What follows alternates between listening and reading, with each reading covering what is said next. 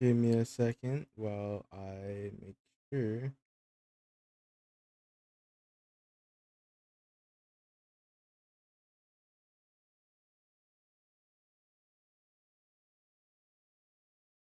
Filters, recording or streaming.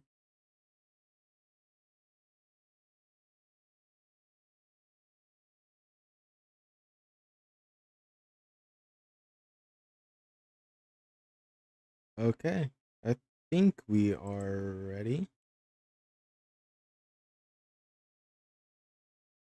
Hello guys, and today we are watching, well, a bunch of stuff, but for this video and for the wider audience, we're watching Niall Lynn is allergic to accountability.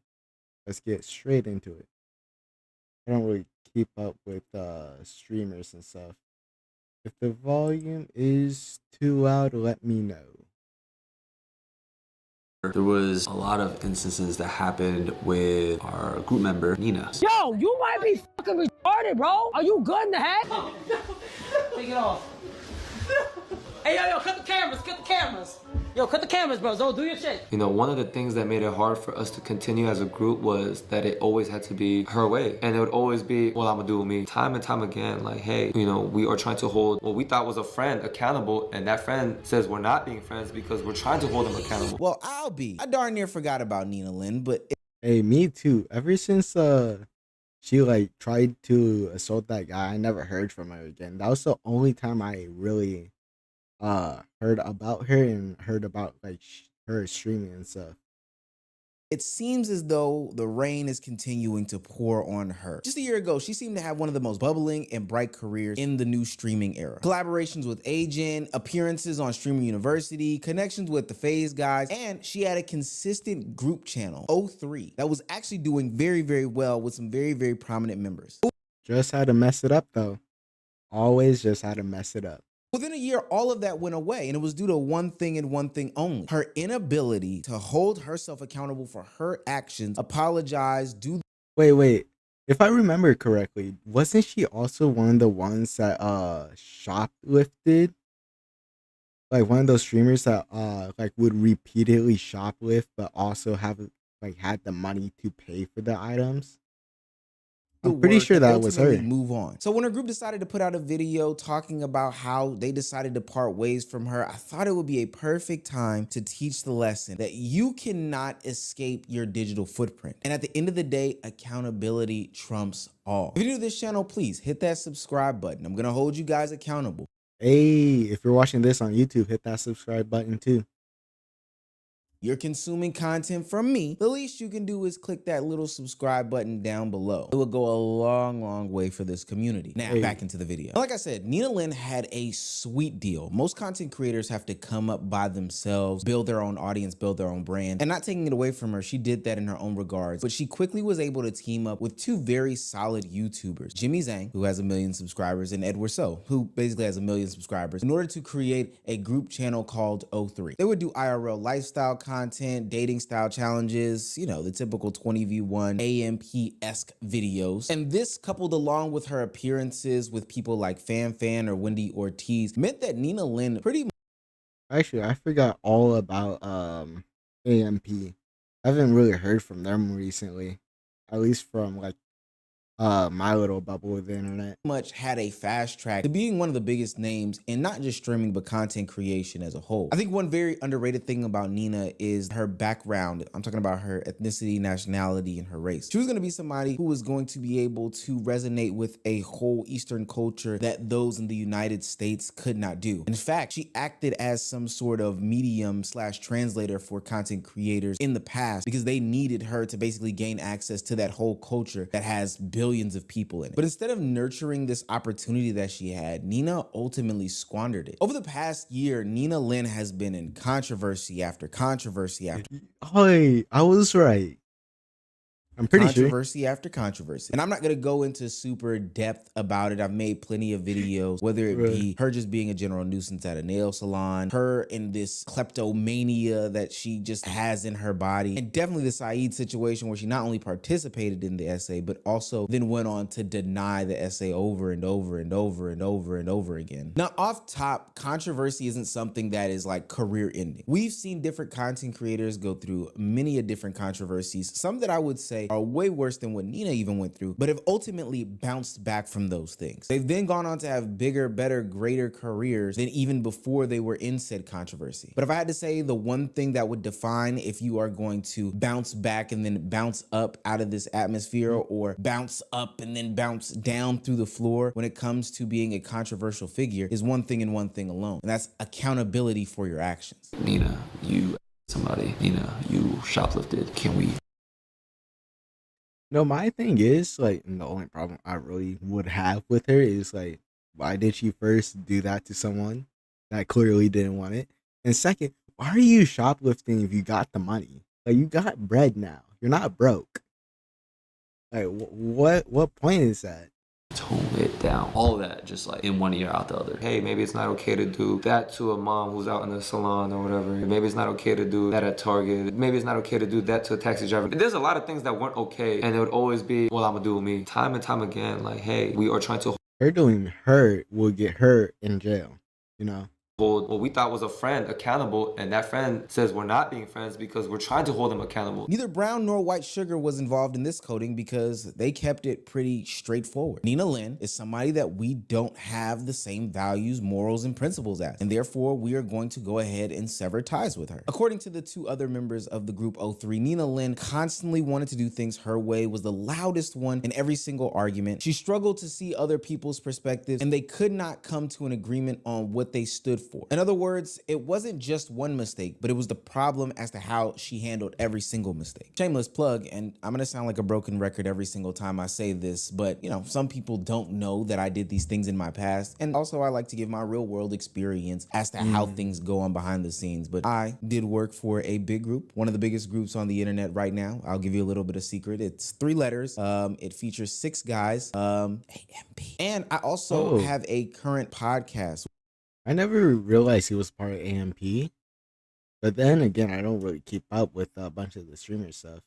Which More is on the essentially a game group side channel here. as well, where I have 2 other co-hosts. And I'm here to tell you that the behind the scenes things that O3 said that they struggled with Nina Lynn are things that happen in every single group. There's constantly gonna be bickering. There's gonna be people who are super creative trying to come to one conclusion, and somebody's gonna be very loud in the conversation as to why their POV is the better way to go in this particular time. And as far as vision goes, hell, life changes those things. So oftentimes people aren't aligned as to what they're gonna do in the next year, 2 years, or hell, 6 months even. But at the end of the day, the reason why AMP is still around, my podcast, Let's Keep It a Buck podcast is still around, the Sidemen are still around, or any other group content is still around is because accountability and compromise are something that continuously happen in those organizations. And I mean, you really can't live through life without accountability or compromising. So you think this would be a basic skill like an adult woman would have. don't even have to be a part of them to know that. So if I think the thumbnail needs to be red and my podcast mate Bezos thinks the podcast needs to be blue, ultimately somebody needs to come to a compromise. And it can't always be my way or the highway. Otherwise, it's not a group channel, it's somebody's solo project with some reoccurring castmates. And if you're gonna do that, gang, then I might as well stay on my own damn platform and do whatever I wanna do. No, that's just the surface level stuff. There's also the fact that there's an accountability issue every time that Nina Lynn gets into some sort of scandal. Here's the truth about the internet. Creators can survive just about anything, any situation, any sorts of adversity, any bad problems, as long as they are self-aware about how they participated in that action. We've seen public mistakes, bad behavior, bad tweets, scandals, the list goes on and on and on. Hell, I even think it's a problem. Bro, just can't keep herself out of controversy. That's the problem. Like, she acts before she thinks. problem in today's society that we are so forgiving, but that's just the reality of what it is. But the problem is when faced with those things that I just mentioned, if you're arrogant and your ego is forthcoming in all of these situations, then you're not gonna have a bunch of fans who will support you going forward. And these are some of the criticisms of Nina Lynn as told by others. She dismisses backlash, she calls critics soft, she refuses to apologize, and oftentimes she doubles down in said behavior. I be holding Ron accountable for shit. I be holding Adapt accountable for shit. They be holding me accountable for shit. As a group, we gotta come together, hold each other accountable. And sometimes you're not always right, man. And selfish people in a group would never work out, man. Facts. You would never see me in a car with Jason Lewine. I promise. I get that. You beef with him too? No, he beef with me. I don't beef with him. Because everyone's bitch made. What do you want me to do? You Damn. bitch made. It is what it is, bro. Like, what do you want me to do? I can't lie. Stuff like that is where the controversy stops being entertaining and starts becoming exhausting. When you start to be known for things like that, then ultimately people are gonna want to move away from you. They're not gonna want to hang out with you. It's kind of like the Aiden Ross situation. Like, I'm not sure if that happened before. Well, this is happening before that or after it. But like, no one really is trying to like really mess with him no more because of the people he platforms. Not only because their community has issue with you, people don't like to continuously see these arrogant people, be content creators, et cetera, especially because a lot of these content creators are fan funded in the first place, like the subscriptions and the watch. Like they really do, and really I only exist if well, I don't really make money from this, so I'm just doing this as a hobby. But a lot of the big YouTubers and streamers only have so much money because of the fans that are donating and watching their content. Bryson that wouldn't have been as big if he didn't have a following. I Show Speed wouldn't have made it if he didn't have a following either. Time is all done by fans. Why would I want to watch somebody who is some sort of arrogant asshole? But also other content creators will move away from you because you're annoying and the fan perspective is just lost. You slowly start to burn those bridges over time. And then it becomes a sort of situation where people start to feel like they are guilty by association. And honestly, I think that that's a fair and valid criticism. I know that there's been some conversation about that this past weekend about hanging out with streamers who do controversial things as somebody who is a non-controversial streamer. But ultimately, people are going to start questioning who you align with as a content creator. If you're a controversial streamer and you keep going wild and you keep going crazy, somebody who is just a simple desktop reactor who is, pretty nonchalant and chill is that's me. That's me. not going to want to be seen with you, because if they are seen with you, audiences are going to start to speculate and question where your values lie. This conversation to me isn't about shoplifting or arguments or viral clips or, just the other outrageous and controversial things that people say. Everybody on the internet is not perfect. Hell, I do wild stuff, from time to time. But at the end of the day, if you can acknowledge where you mess up, apologize for the things that you say, and then look to grow afterwards, then I think that everybody's okay with you being a simple human being. But if you double and triple down on those things, gaslight people, and then ultimately shit on not only just your fan base, but the other fan bases around you, that's when people have a problem. Now, Hey, I'm gonna be honest, like the internet and like the wider world just made it too comfortable disrespecting people. Like out loud, in their face, being loud and obnoxious and getting paid for it. Like, I'm gonna be honest, even if I could make $1 million from being that loud, I just wouldn't, because that's just not me.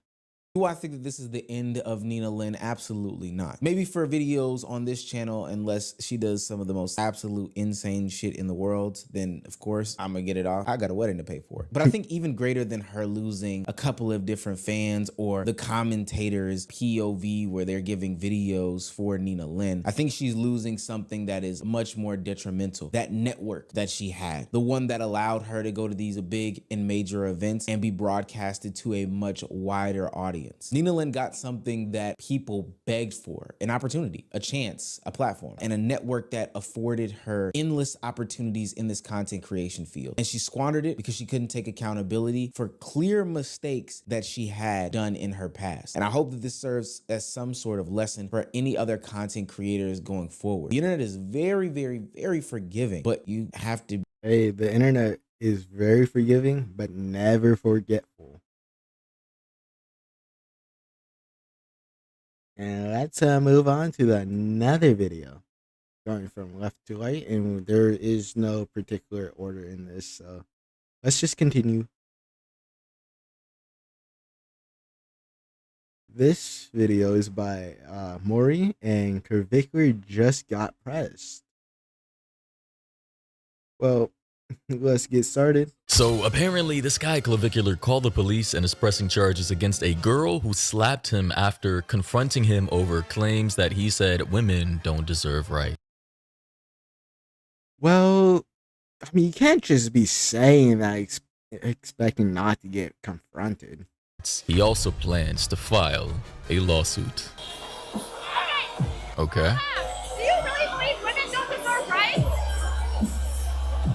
That's kind of a dumb thing to Okay. say, right? So this guy looks high, unfazed. She's I mean, when is clavicular not high or drunk? That would be my thing. When is he not? clearly bothered. She has her friend with her as well, and the security in the back. Wait. Did that guy just side-eye him? Like side-eyed her? So this guy looks high, unfazed. She's clearly bothered. She has her friend with her as well, and the security in the I think he is though. No? Like, I'm pretty sure that's an eyeball going that direction. back. He knows something about his start. Bruh. You said you don't believe women deserve He looking dead ahead. He's trying not to get involved in the life of him. Let that man go. rights? Like which ones, dude? You have to Like clarify. all women. You said all women don't deserve rights? But Bro said, what is wrong with you? like, which ones? Which ones? You have to clarify. Her friend is already having a blast recording this. Like which one? You're weird as hell. But like, can you clarify? Hold up. I'm gonna say this. What's absolutely weirder is her thinking that going up to him and confronting him about his views is gonna change his mind. Like that's not what's gonna happen. He's just gonna go at the end of the day back to his like house and think nothing of it. And I gotta cough. Hold up.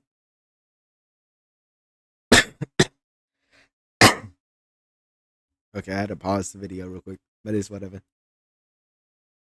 What you mean? It's just, you were raised by a mother.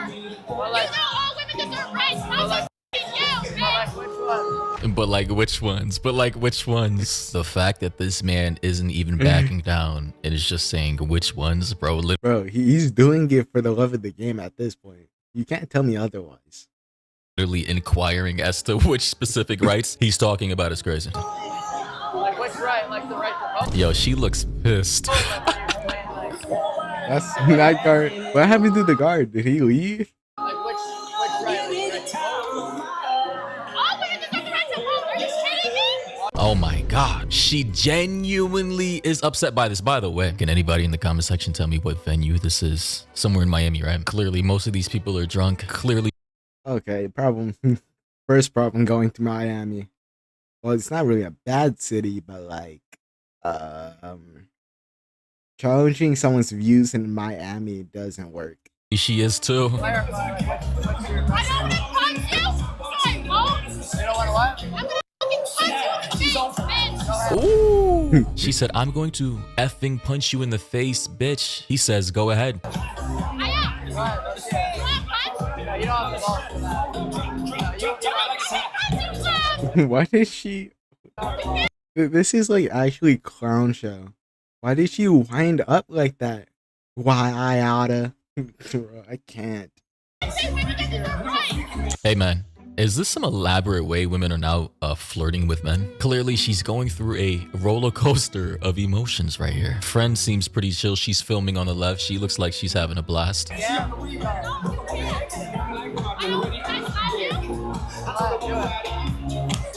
Ooh. Oh wow, she What is?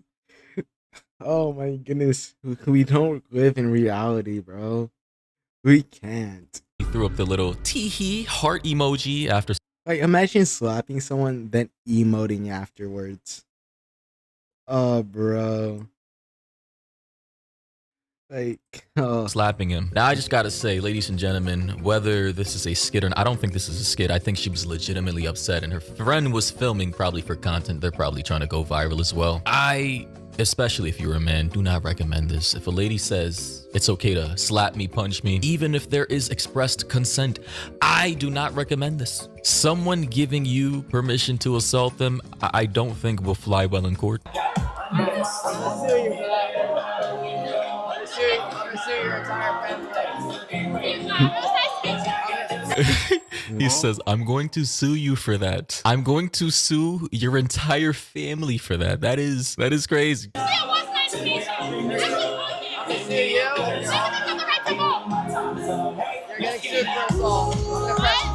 I'm gonna press charges on you. Hey, So right now, hey, okay. hold your ear, call the police. Hold your ear, call the police. And he said, hold her here, call the policeman. So Bruh. she probably thought, you know, she could ask him, can I slap you? He said, go ahead. You know how people say, do it, go ahead, sarcastically. She then slaps him and now, hey, he's calling security now. Understanding this Bruh. day of rage bait and trying to go viral, of course, this was a fantastic moment for Clav to get more views and subs to his streams. Clearly, he baited this young lady into assaulting him. Even though, you know, he gave consent, I don't know if that flies well in the jurisdiction honestly, I don't think it will. Like, honestly, I don't even know what laws they're gonna use for this one. of Miami or certain states. If someone gives you the expressed like consent to punch them in the face or slap them or push them, like how far does that logic go? Just because consent is expressed, is it legal? I don't know. I'm not a lawyer. Attorneys in the comment section, wanna help me? People are now saying, meh, she asked, can I slap you? He said, go ahead, do it. Pretty cut and dry. Another person said her whole argument was why women deserve to vote, then proceeded to prove why women like her shouldn't. Hey, no opinion on that one. Okay. We plead the fifth. Another person said maturity is realizing that he was wrong for provoking her and she had every right to hit him. Another person. I mean, I wouldn't say every right. I'm just saying like people like that don't change their minds, and hitting them wouldn't change their mind. If you're gonna hit them hard enough to change their mind or damage it a little bit. I do not condone violence in any shape or form, by the way. Said she thought she could slap someone on camera and walk away. Nah, assault is assault. Good on Clav for calling police and not letting it slide. Equality means equal accountability too. Another person said he's that mad after a girl slapped him? What a pussy. Pressing charges against a poor defenseless girl. Another person said I mean, I'm gonna just say that slap didn't look defenseless. Rose filing a lawsuit over a slap he asked for. Well, I mean, hey, this is why I bring up the legal liability of this, because just because someone says you could assault them or do something to them that can bring them harm does not mean it's legal. A lot of, like, in certain states, certain guys consent to street fights and that shit is like completely illegal. You can actually get arrested for a consensual fight that may potentially end up in someone, you know, going to the hospital. So I don't know about the local laws of Miami, Florida, South Florida. Another person said, I mean, she assaulted him. But anyway, back to the video. Hold her ear, call the police. Hold her, get the police. Hey. Oh, they're actually holding her. What's up, what happened? Get her. Bro, I just gotta say, this is why you don't bro, that poor guard was so, like, trying so hard to avoid that situation, but still ended up dragged into it. put yourself in these situations. If a celebrity, like, let's say, because Clav is an internet celeb, if a real life, like, Hollywood celeb said, if you asked them, can I slap you? And they said, yeah, would you really take that chance, knowing that you would likely be sued? I don't think people should be falling for rage bait and or taking chances that they shouldn't be taking. Because in court, I don't know how this, if he's going to actually sue her, or if this is just like, you know, for the clip. If he actually sues her, it's going to be like, she's the one who came up to him. She's the one who kind of provoked the situation by asking him, do you really think women shouldn't have rights? She's the one who tried to escalate and this, that, and the third, and then ends up assaulting him with some kind of consent on cam. Again, people need to stop falling for the rage bait. Stop crashing out over shit that you can literally just walk away from. Police. Exactly. Call the police. Yo, get the police, please. Can I get a picture with you? Jesus Christ. A girl gets dragged away. She's about to be arrested. Another girl pulls up and says, Clav, can I get a photo with you? I mean, guys, what do you think about this? Police.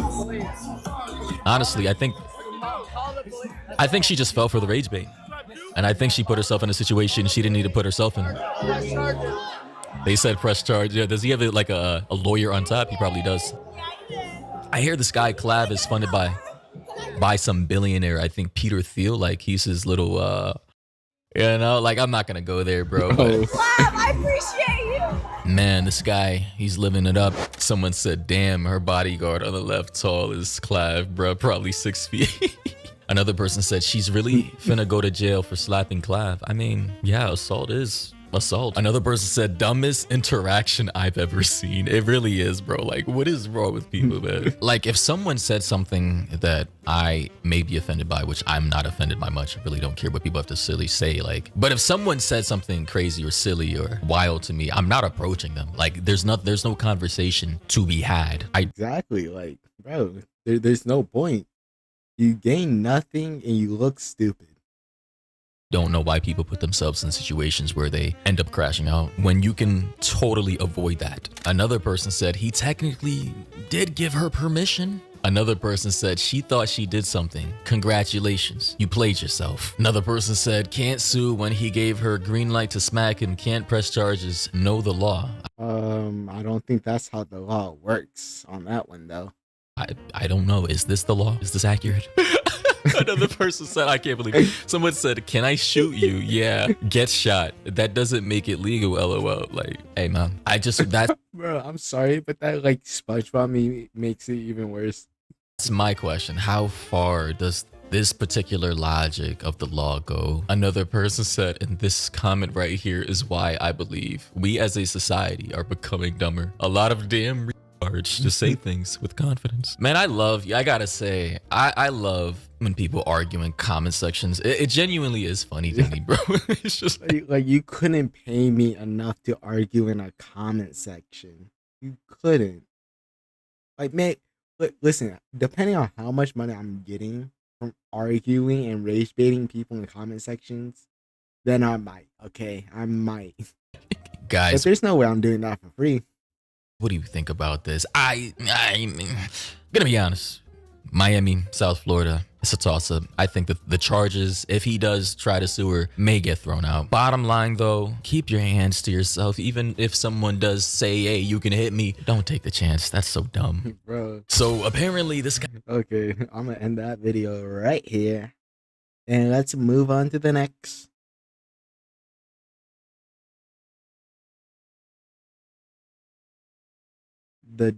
Hold up. Have you started the recording? Okay, welcome back, and we are watching the disgusting esports hotel situation.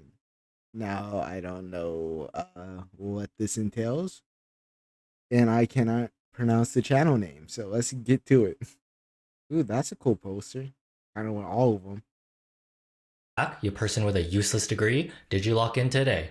Maybe that was a bit too personal. My bad. I know, guys, it's rough out here. Forced to choose a career path at 18 years old, and then forced to work said career until you're a hunched over 70-year-old with 100-year-old back pain.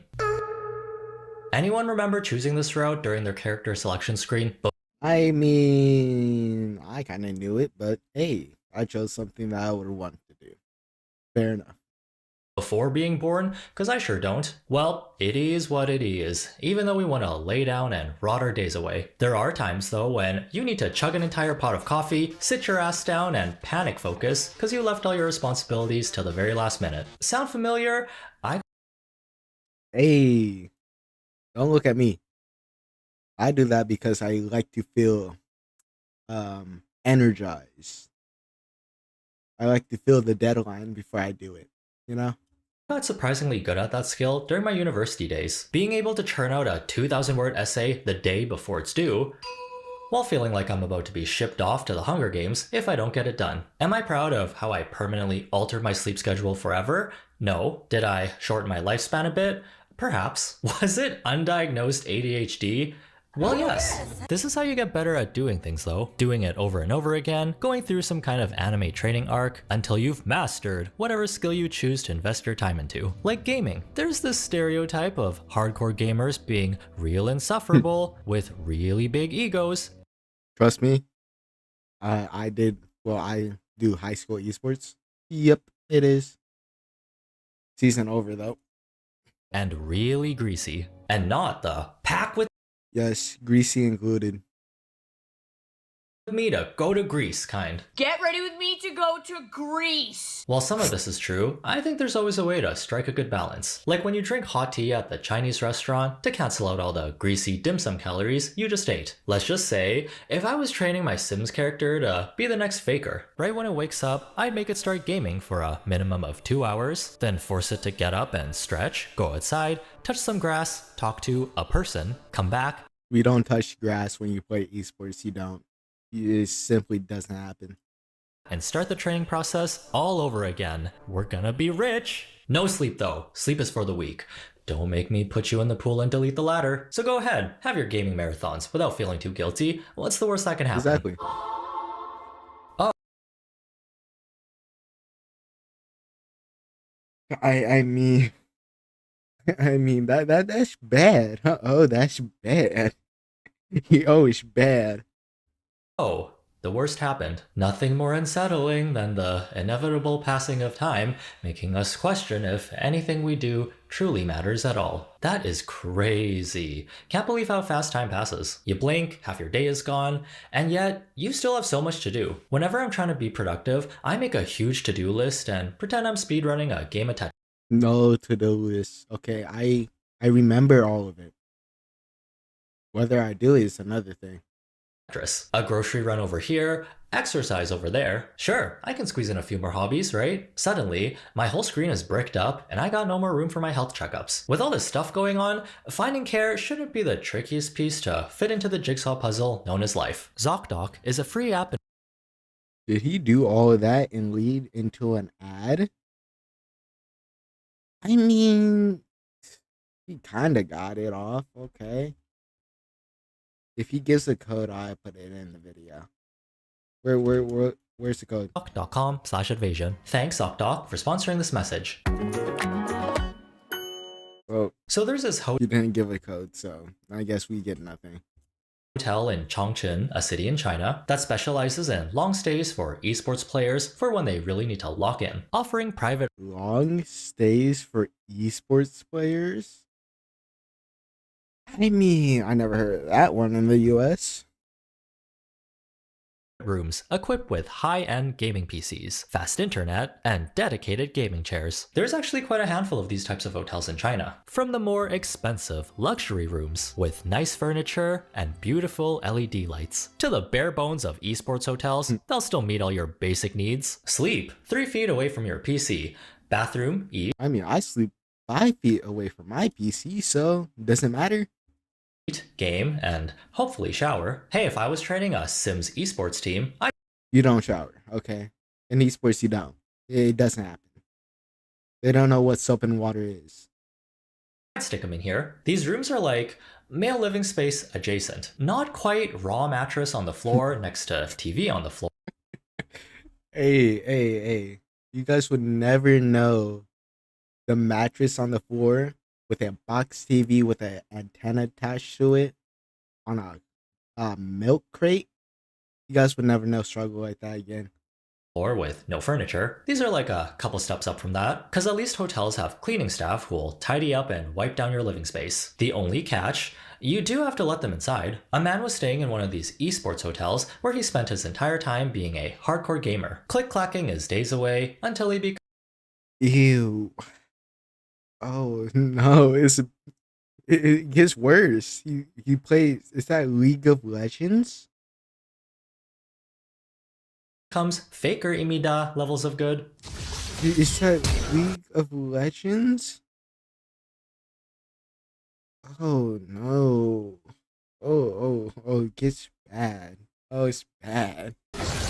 He was the poster child of locking in. The times when he would actually leave his room were so rare, the staff didn't even know what he looked like. Usually, hotels will have a policy where rooms have to be cleaned after a certain amount of days to maintain hygiene standards. But maybe since this is an esports hotel, they know not to disturb gamers during the middle of training. Is this perhaps Schrodinger's gamer? If I worked here, I would constantly be thinking, is there even anyone in this room? The last time I was in there, 2 years ago. Thankfully, this elusive guest did actually exist, and it wasn't until he checked out after his 2-year-long gaming session.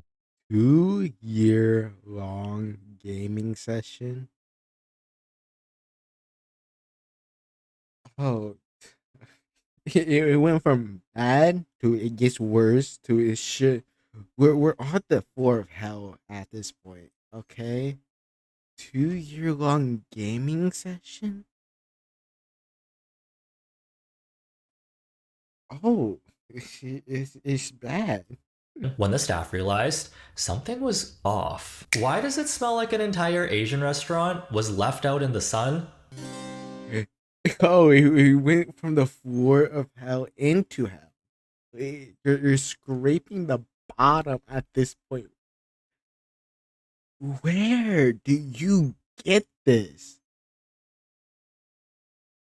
How?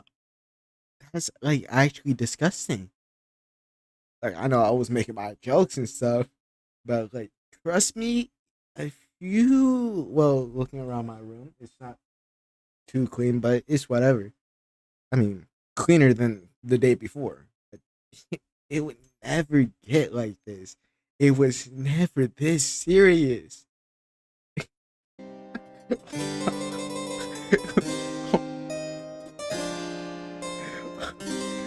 Bro, the trash is piled up. Like, that is the size of a small human, of a like actual child.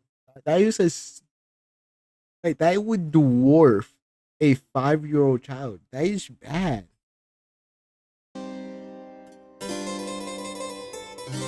I have so many questions. Yes, me too. I miscalculated how bad it truly was. How was he even able to play games when the garbage pillow fort he made over there is over 6 feet tall, blocking both monitors? Over 6. That is taller than me. I'm only 5'4". What? That is actually tall. You telling me I would get dwarfed by this trash pile? Oh, fuck. I'm so nervous, you guys. From the looks of it, the garbage pile extends all the way around the corner, where I'm assuming his bed and blanket made out of plastic bags would be. You know what though? The floor to the entrance is surprisingly tidy-ish. At least he cleaned a little before checking out by pushing all the garbage further into the room. This right here is someone's beautifully staged picture of their clean home, and right outside the area they cropped. You ever seen the real life show House Flipper? And like when they flip the really bad, messy houses? That's what I'm imagining here. Out is, damn, you live like this? And last question, I promise. You can stay in a hotel room for that long without anyone checking up on you? Guess this. Like how? Where's your mom, dad, brothers, siblings, wider family? Like, the sweet life of Zach and Cody is scientifically accurate. Cleaning crews then spent 3 whole days clearing trash and disinfecting the room. 3 whole days? I know someone quit after walking into that room. I know it. Staff claimed the guest still owes more than 10 days in unpaid fees, totaling roughly $400 USD. Hotel management said the matter has not been reported to the police, and they currently do not plan to pursue further action. That's actually crazy. Really hope no, I'm reporting this to the police because he needs to be taken care of somehow. This is like psychological illness. How do you let this happen? They gave the staff who had to deal with this paid time off and a vacation and a bonus. I don't even think an industrial strength power washer would be able to get this room back to its original condition. Yes, you can pick up the trash and Lysol the hell out of the walls and the ceiling, but the bathroom.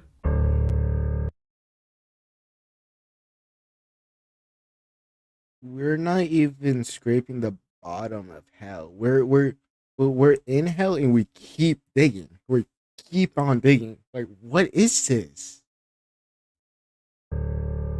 Oh. With all these stacks of used toilet paper, you'd think he was in the middle of doing a budget mummy cosplay from a butt. I would rather take my chances in a Resident Evil bathroom than step foot in here. I guess we don't know the full story. Maybe the toilet stopped working at some point. I mean, his diet consisted of copious amounts of pop and takeout food, or maybe he had no time to flush, cause his 200th game of the day was about to queue up. All I gotta say is, Airbnb, when you charge me a cleaning fee for not moving a chair back to its original position, just know, it could be worse. It could be worse. It's never that bad. It's never that bad, man. So is this just a case of locking in too hard, or is there something else going on here? You might be familiar with the term bed rotting, where you spend the entire day doom scrolling, only leaving your bed to go eat, use the washroom, or to go lay down somewhere else. The opposite of a rise and grind mindset, where you turn your brain off and go full on autopilot mode. There are varying degrees of rot, however. Hey, listen, I was on spring break, bed rotted throughout the entire break, barely got up, barely went to sleep. It was good. Level 1 is your casual lazy vlog, where you come with me to try the viral bed rotting, where you set up your tripod, film yourself aesthetically watching movies while being comfy and cozy in bed. The problem is, that's way too much movement if you're doing bed rotting.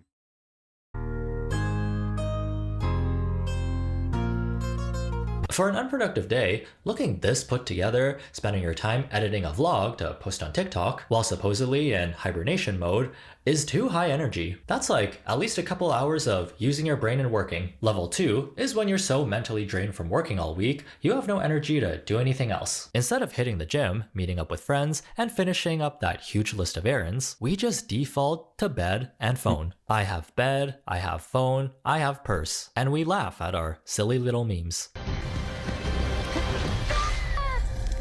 Having a roommate is so embarrassing because why did he just watch me rot in bed since is that stage 3, watching other people bed rot while you bed rot? Oh, it gets so much worse. Level 3 is when things start getting scary, almost bordering on man stays in esports hotel for 2 years levels of scary. Oh. Come on, you gotta clean your room at least once I was gonna say once a day, but if you're doing bed rotting, at least once a week.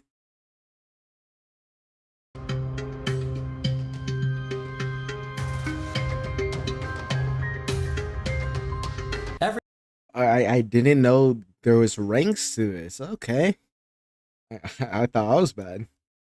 Everyone bed rots for different reasons, and it actually does calm you down in small doses. But doing it too much is when you start going down the slippery slope of depression and social isolation. Think of bed rotting as a dopamine cheat code. Our brains are dopamine junkies, and low effort activities like scrolling and liking funny videos give us instant hits with minimal effort. However, these dopamine prizes short circuit the process, making staying in bed more appealing than other activities that require effort. Over time, your brain begins to crave only this kind of easy, low-level stimulation. The result, a shorter attention span, reduced motivation, and a vicious cycle of chasing instant gratification. Hate to admit, but I guess our boomer parents were right. We're eating too much dopamine because we can't put down this damn phone. So the trick to counteract your brain needing so much stimulation— they couldn't put down the...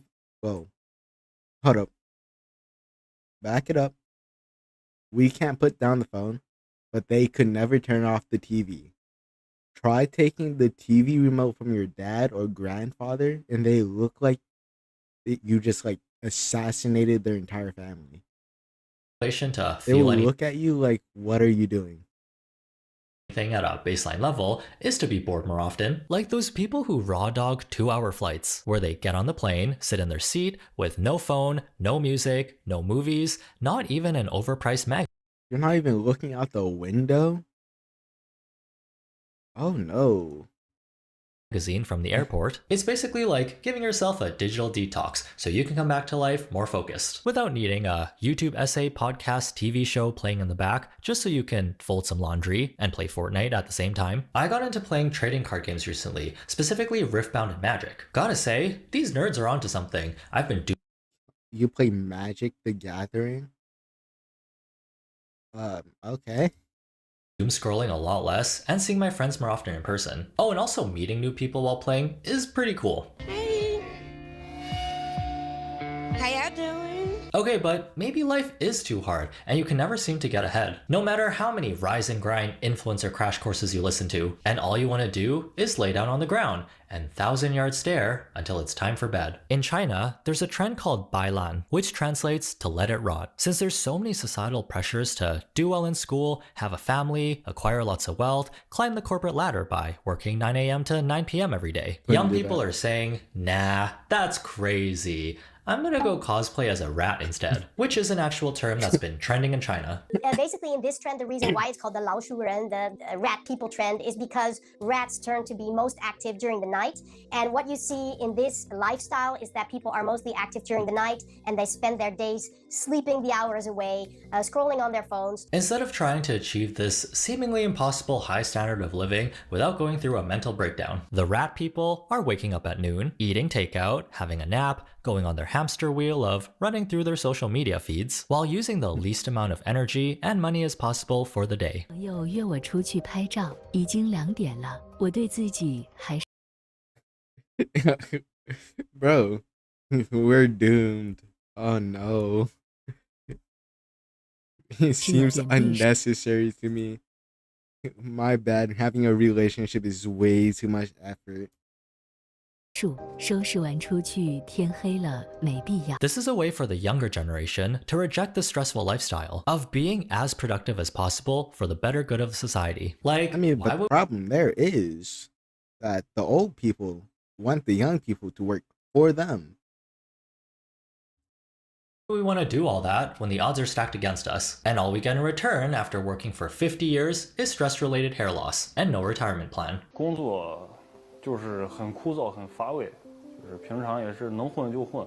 乏味就是每天工作都是一样的，这周跟下周是一样的。假如领导交给我一件事情，我就是说，能不能明天再做，或者是能不能交给别人做，或者能不能不做这种。 In Japan, there are people known as hikikomoris who have more of a bed-rotting adjacent type of lifestyle. The reason these young recluses never leave their homes isn't because they're part of a social movement who's rejecting a specific way of life. They've become so scared to go out into the real world, they would rather stay indoors where it's...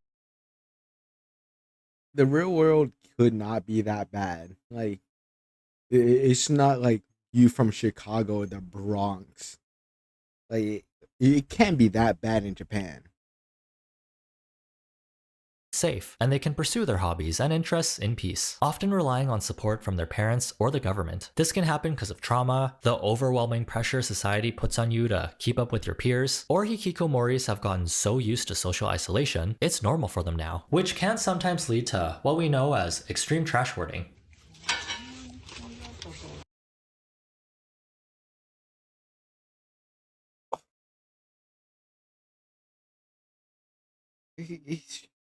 What am I watching, bro? This is like a snowstorm, but a trash storm. Oh, God. どうやって出たんですか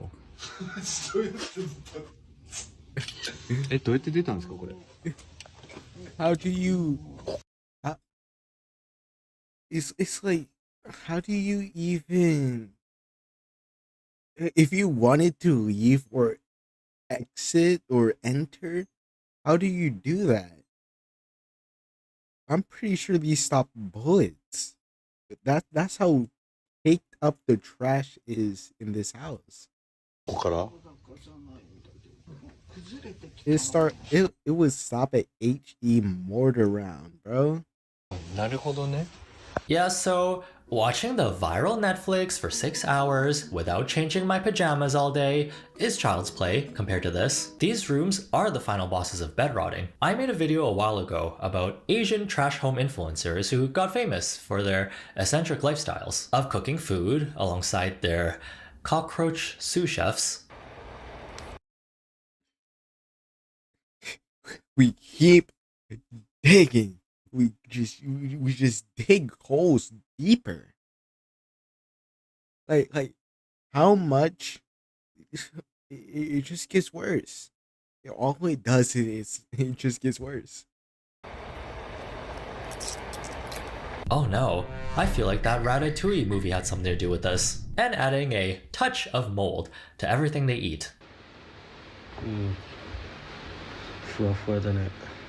I'm still very unsure about whether their whole persona is a shtick or some kind of long con to farm views. But seeing this esports hotel video made me want to check up on them. And I see that they're both still around, fit as a fiddle.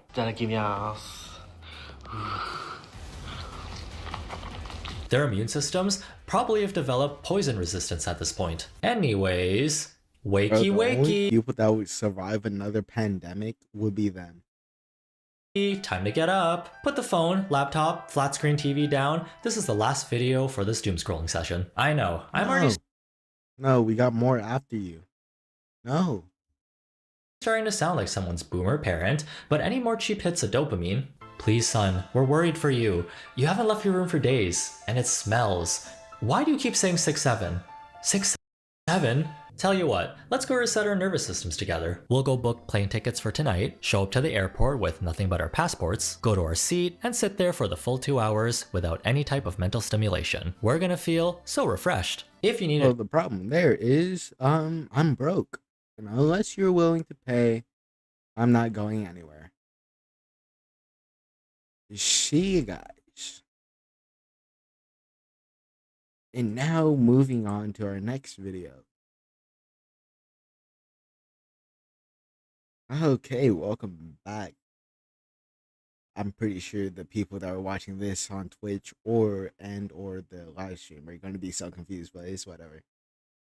We're watching investigating Chinese live streamer training camps.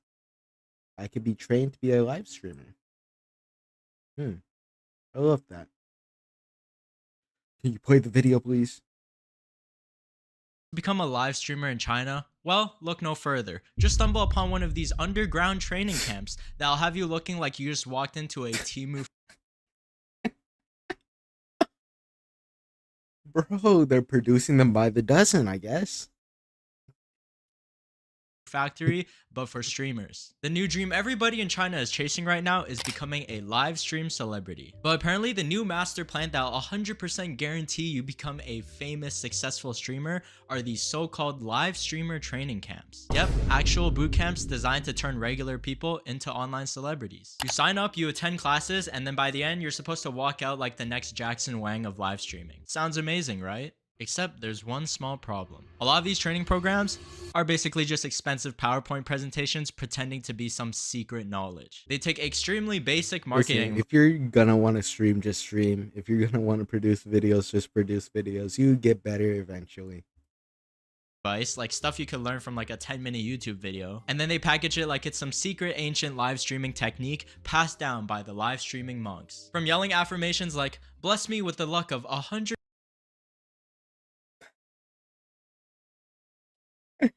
I actually can't, bro. What? Bless me with the luck of 100K viewers. Can you guys do that for me? Bless me with. Does it stack the more times you say it? 100K viewers, or bring upon the tier 3 gifted subs. To pretty much turning these live stream schools into borderline pyramid schemes and charging people thousands of dollars for it, this is your With $1,000, I might as well go stream myself. Upgrade the setup, you know? only choice. Make sure you pray to the Douyin gods every night for good luck. And the worst ones, they even go as far as collecting all your money until you're in debt. And don't think about escaping or running away, because by then, they have all your your personal information. Okay, now because live streaming became so big in China, I mean, you literally can retire just from a couple years of making it big on there. So everybody suddenly became an expert and they suddenly Bruh, why is there so many phones? What? had the secret formula. I figured out the algorithm. Yeah, it's giving that energy, except they're charging tuition for it. But some of these training programs don't just sell overpriced courses, they evolve to full-blown pyramid schemes. And the craziest example was this thing called Super Host Courses that was being promoted throughout Chinese social media. And surprise, surprise, the course cost anywhere from 900 and Disgusting behavior. Absolutely disgusting behavior. 80 yuan, all the way up to 12,000. Where do you get this money from? Oh, how poor am I? And 800 yuan. First, they hook you with a cheap beginner course, a 399 yuan introductory class with 7 sessions. And when you see that price, people are like, hey, that's not bad, let's give it a try. Oh, let's not give anything a try. But once you're inside the system, the upselling begins. Suddenly, they tell you, oh, you've only learned the basics. If you want the real techniques, you have to move on to the advanced class. Bro, just watch some YouTube videos. I'm pretty sure you can find something for free. That one costs 3,000 yuan, but it doesn't just stop there. If you want the real knowledge, and I mean the real knowledge, you have to buy a one-on-one coaching session with a professional streamer. That will cost you 6,999 yuan. Oh, it's like taking like an engine and calling it a car, then calling that car a super car, and then calling it a hyper car. Hey, bro, what are we doing? Got beginner pack, advanced pack, ultimate legendary pack. I mean, the only thing missing here is a limited time battle pass. So let me tell you exactly how these training sessions look. The trainer starts the class with a live demonstration. He's like, today I'm going to sell you these pairs of shoes. No mistake, no mistake. Remember everything I say in this live room today. Now the pitch barely makes any sense. I mean, it sounded like somebody generated a last minute script last second. But the trainer delivers from AI, deep sync. Delivers it with maximum confidence, which is the whole point. Because immediately after the demonstration, he orders every single student to show their best smile. Then he tells them to shout live stream catchphrases like, kids, don't miss your spot. You don't want to miss out. Don't miss out. Almost as if you're spamming emotes hoping that at least one of your viewers is a 12-year-old behind the screen. And according to him, if you follow his method, you'll transform into a human cash machine. He starts yelling, to be a streamer, you must first go crazy and rush forward without caring about face or reputation. Just throw your dignity out the window and just, you know, start. What is we doing, bro? Do people think for themselves realistically? Streaming in public and screaming at your phone. And then they started chanting, I'm a super speaker. My live streams will be incredibly exciting. Constantly shouting affirmations like it'll bring you good luck and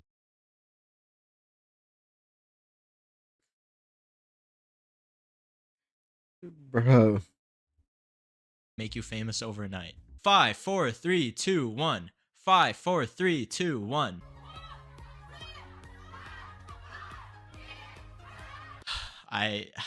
They keep preaching about how you can make tens of thousands of millions of dollars and millions of views overnight. That's not an overnight situation, buddy. If you just follow his method and just continue with the course. And if you're wondering what that method is, just buy the next course. Honestly, it's always gonna be buy the next course. Because he promised he'll teach you how to go viral in just less than 3 days. And if somehow you don't, well, that's a skill issue on your end.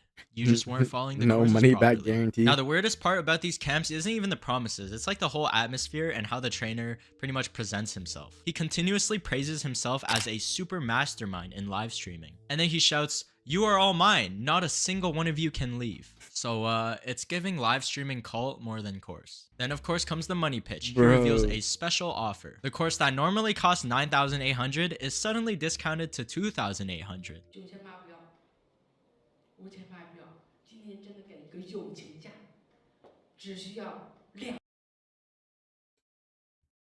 Bro, I promise you, I would take my shoe and throw it at her.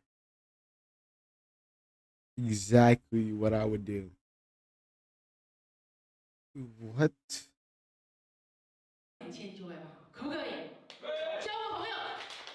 And they're are we sheep? Do we think for ourselves? What a steal! But there's a condition. You have to sign up for 2 sessions. And you gotta start recruiting other people to continue.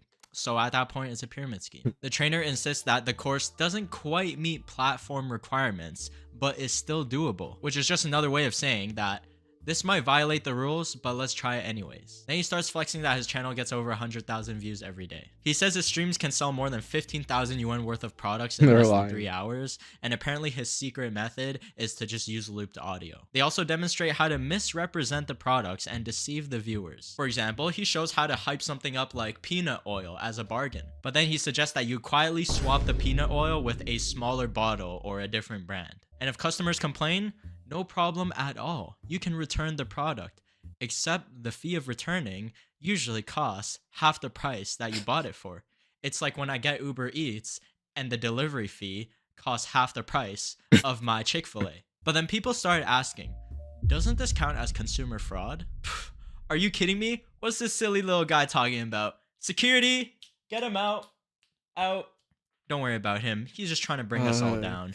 People like him, that's what we call failures. Now, round 2, guys. Chant it. We are live streamers. We are live streamers. 我被一个卖课的骗了7000块钱，这里的所有人都是疯子。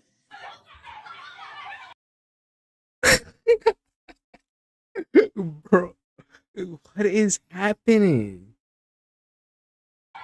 老师每天逼着你做你不愿意做的事，本来想的挺好的，来这里学学人家优秀的人是怎么直播的，顺便交交朋友。可来了我才发现，每天竟然这么累，一天的课程里有1半多的时间都是在练习。哪怕你平时再怎么要面子，来了这儿你就一点面子也没有。我一个平时连个陌生。What？ 人打招呼都不好意思的，竟然逼着让我喊我不要脸。Also, you know what this reminds me of? Those back in the day, those videos of high schoolers roasting each other and just like constantly doing that. We went full circle, boys.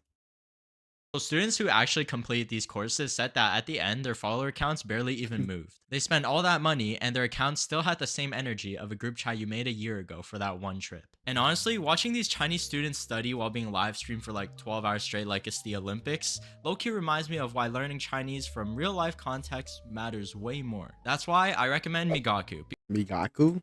That sounds like a Pokemon, bro. But you know what? If you have a code, I'll leave it in the video.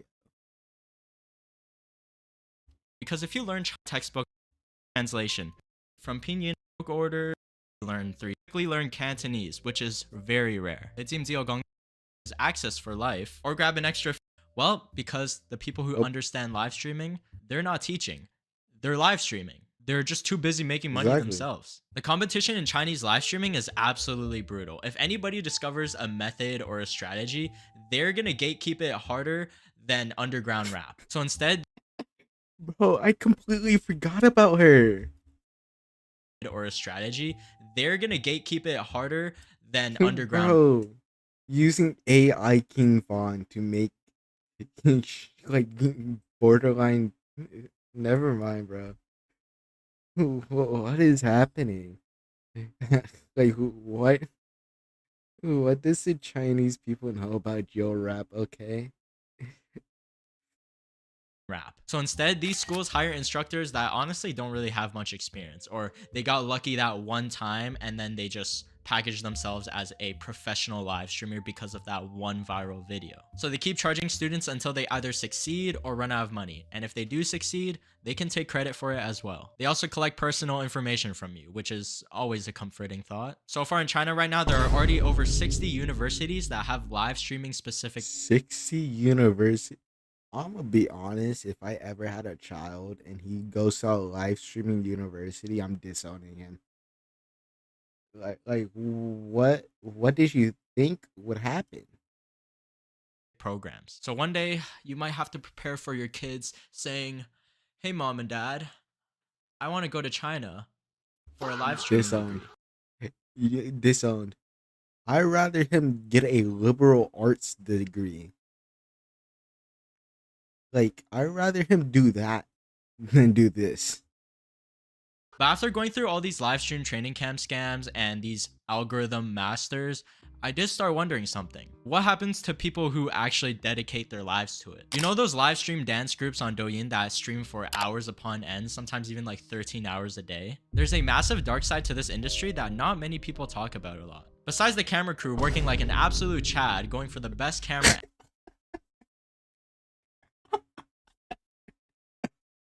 What is happening? Hours upon end, sometimes even like 13 hours a day. There's a massive dark side to this industry that not many people talk about a lot. Besides the camera crew working like an absolute Chad, going for the best camera angle. Why is she humping the camera? Am I gonna get through this? Bro. Angles for hours upon end. The dancers and the performers for many of these groups suffer a pretty dark reality. Let's take a look at a live stream dance group called Peach Island. And they weren't just some random TikTok dance group that was just created in your home. It was actually created. I mean, I can understand why they are popular. From people who directly came from China's idol industry. One of the founders is Do Xiaomeng, who also helped produce the survival show Chuang. The other founder is Sizia, who also used to be a manager at SM Entertainment, which is renowned in Korea's K-pop industry and the one who also launched. I'm gonna say this, K-pop isn't really Korean pop, it's just more like a reskin of African American music. Fight me about that one. aespa. So these weren't amateurs, they knew the idol system in and out. So within 3 months, they assembled a 7-member team. One of the members was Lu Yingchen, and she's only 20 years old, and she already has about 1.8 million followers on Douyin. While she was still in university, she was posting videos about her K-pop routines and dances on campus, which ended up going viral and blowing her up. Like, not like literally, but you know what I mean. This caused her to make a decision to drop out of school and join a Beijing girl group, which eventually she had to leave because the company's values didn't really align with her. So this is where live streaming entered the picture for her, which only happened a couple months back. This is a very recent story. She said that she always wanted to become an idol, but she was just born a bit too late to catch that massive era of live talent shows on TV. And if you guys know the struggles about the K-pop group idol industry, you know that effort doesn't always equal an outcome. It's extremely rare that a group debuts, and it's that 0.1% that usually do. So many people who have strived to become an idol usually end up in debt after 8 to 10 years in training. So live streaming became her alternative path. And then there's He Jingjiao, and her story honestly feels like something right out of a C-drama. I mean, the first time we see her is literally her with a shoulder injury backstage while other performers are still doing their routines. And she's also crying too.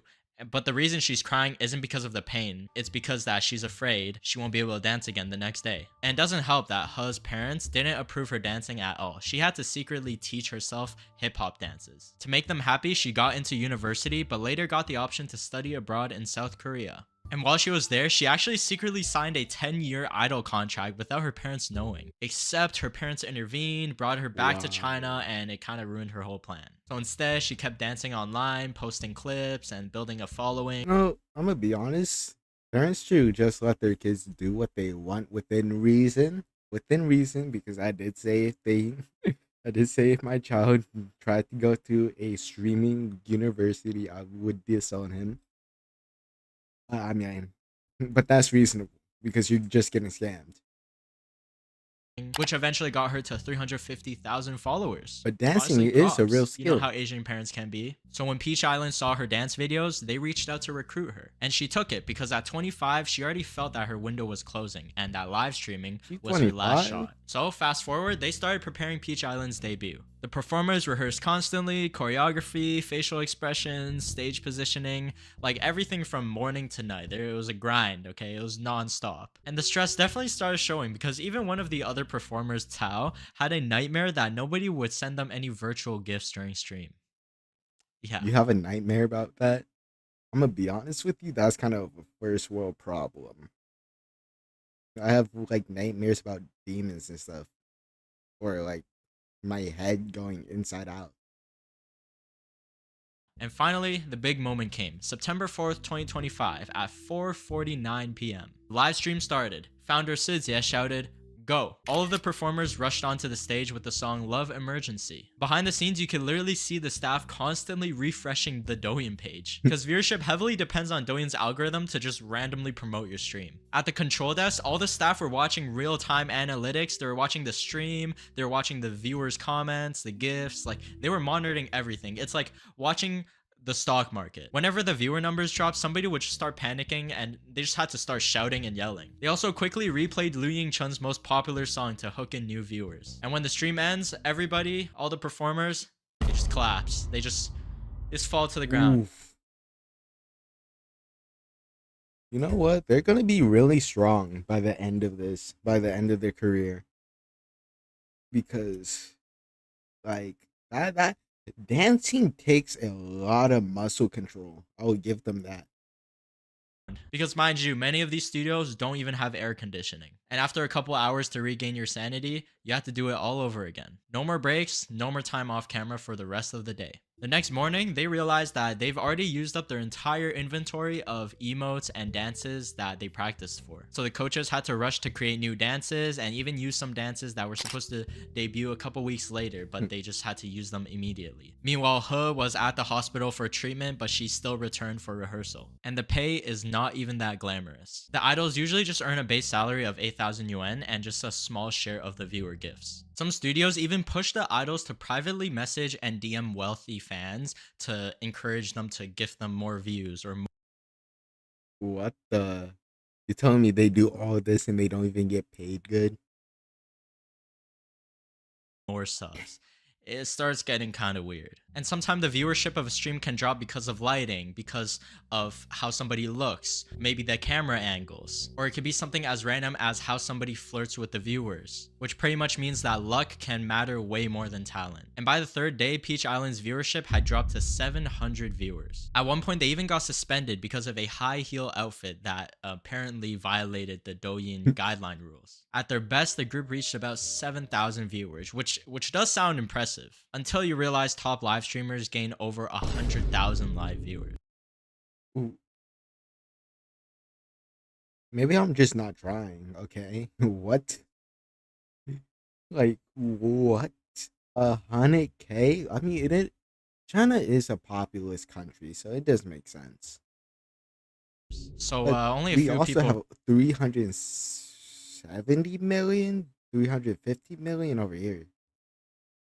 really become actual idols in this industry. And for He, she still regrets not taking that Korean training opportunity a couple years back. She considered that maybe if she didn't invest so much into dance group live streaming on Douyin, she could have had a chance in the K-pop industry. The group is still alive, but it's not as active as it once was, and everybody just kind of went their own separate ways, doing their own thing. For her right now, she still continues posting and still continues pursuing this path, which is great for her, honestly. You have to have a really strong mindset after training for years upon end and getting almost nothing in return to keep pursuing something that you enjoy, that is your passion. So Peach Island was essentially a gamble and a lifeline for all of these members. And despite all the uncertainty, the scams, the training camps, people still chase the dream of becoming a live streaming idol, because every once in a while somebody does make it big. Even if it's that 0.1%, that is still not 0%. And those success stories keep the dream alive. And I mean, it's no walk in the park at all. No, it is not.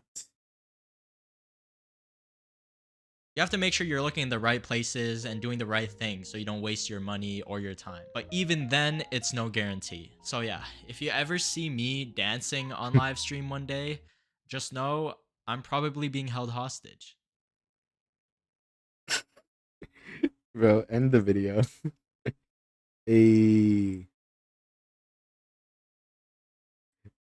And we are go for another. How many more videos am I doing?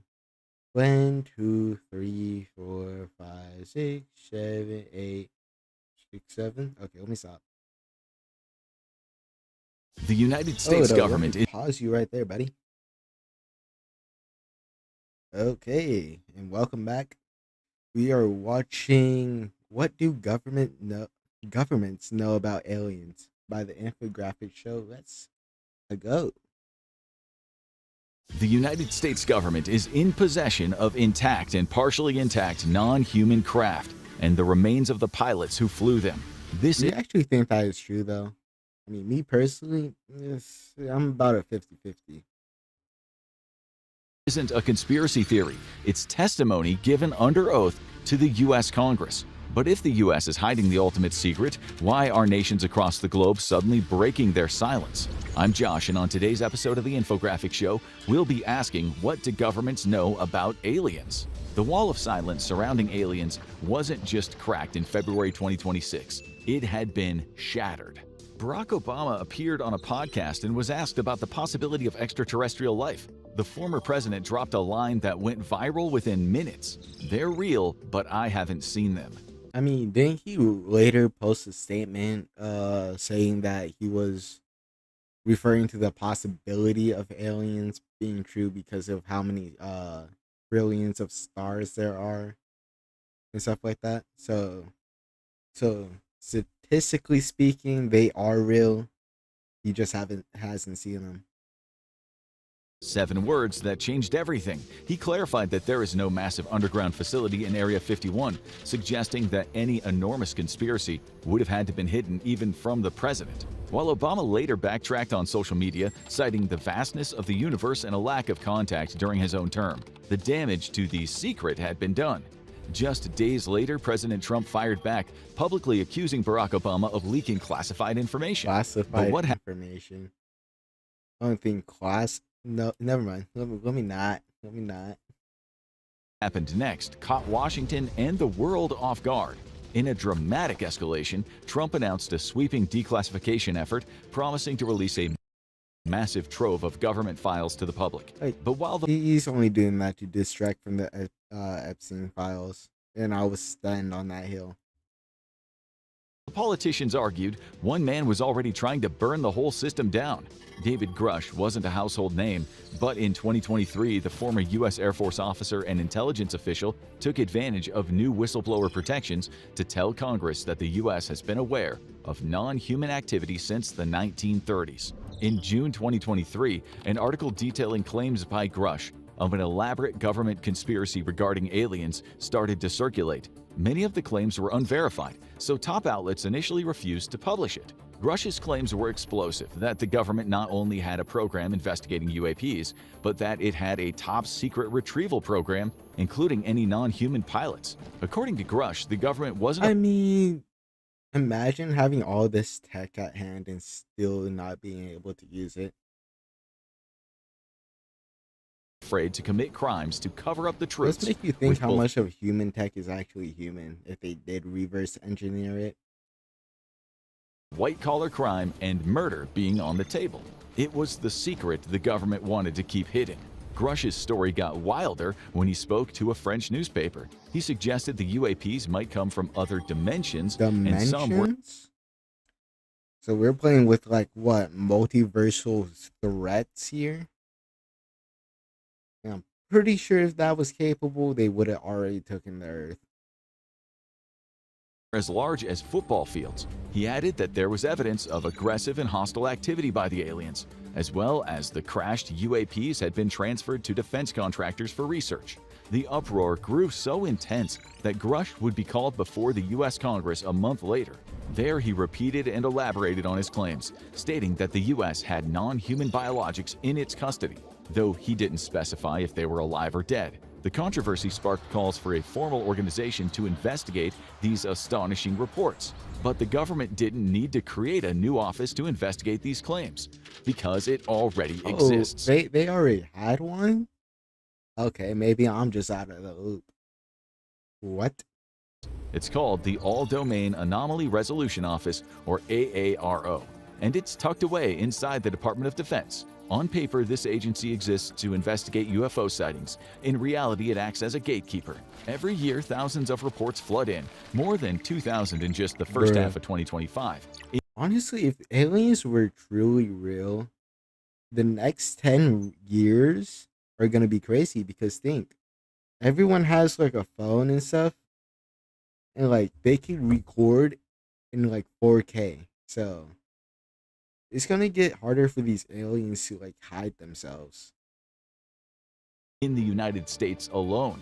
The agency's first job isn't to prove aliens, it's to filter. And most cases don't survive the filter.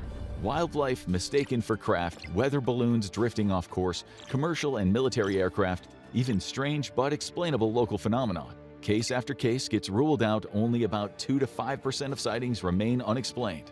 That tiny fraction is where things get interesting, because that is what this agency is really built for, and unlike any version before it, this one has access to technology and intelligence capabilities its predecessors never had. The question is, what are they actually finding? The official line from AARO is that they have no empirical evidence of extraterrestrials. Or is that what they want people to believe? UAP believers are quick to assume that this agency is continuing the elaborate cover-up that's been going on for decades. Meanwhile, skeptics But the real assume question would be is like what do you gain hiding like extraterrestrials from the wider world or the rest of humanity? Like foresee maybe two things. Either they want to prevent mass panic, or they are trying to stop human unity. I mean, I don't know if either one is better than the other, though. Grush is simply a rogue agent who is looking to sow discord. And a big part of the reason for the ambiguity is because the US has been incredibly tight-lipped about what it shares with the public. This is a big part of why Area 51 has been such a subject of fascination. All we know is that it's top secret. There's no evidence that it has anything to do with aliens. But there's also little evidence that it doesn't. Could this change everything that we thought we knew about the Earth? In total, 7 countries, the USA, the United Kingdom, France, Canada, the Soviet Union, Brazil, and Australia, have their own programs investigating sightings. And that is just the ones we know of. Honestly, a video back, I think, I was watching a scary video stuff, and then I saw a video claiming that Brazil actually caught and contained a live alien. These programs are highly secretive. At most, the public will get vague details, and if anything too explosive was to be revealed, the government would scramble to hush it up. But the era of tinfoil hats is in the past. The conversation has moved from internet forums to the Oval Office. Countries are being more open about their study of UAPs. France has been at the forefront of research for decades now. The organization GAIPAN, their Unidentified Aerospace Phenomena Research and Information Group, is a part of the French Space Agency. It's basically the French government's scientific detective agency for the sky, investigating reports of objects both foreign and unknown.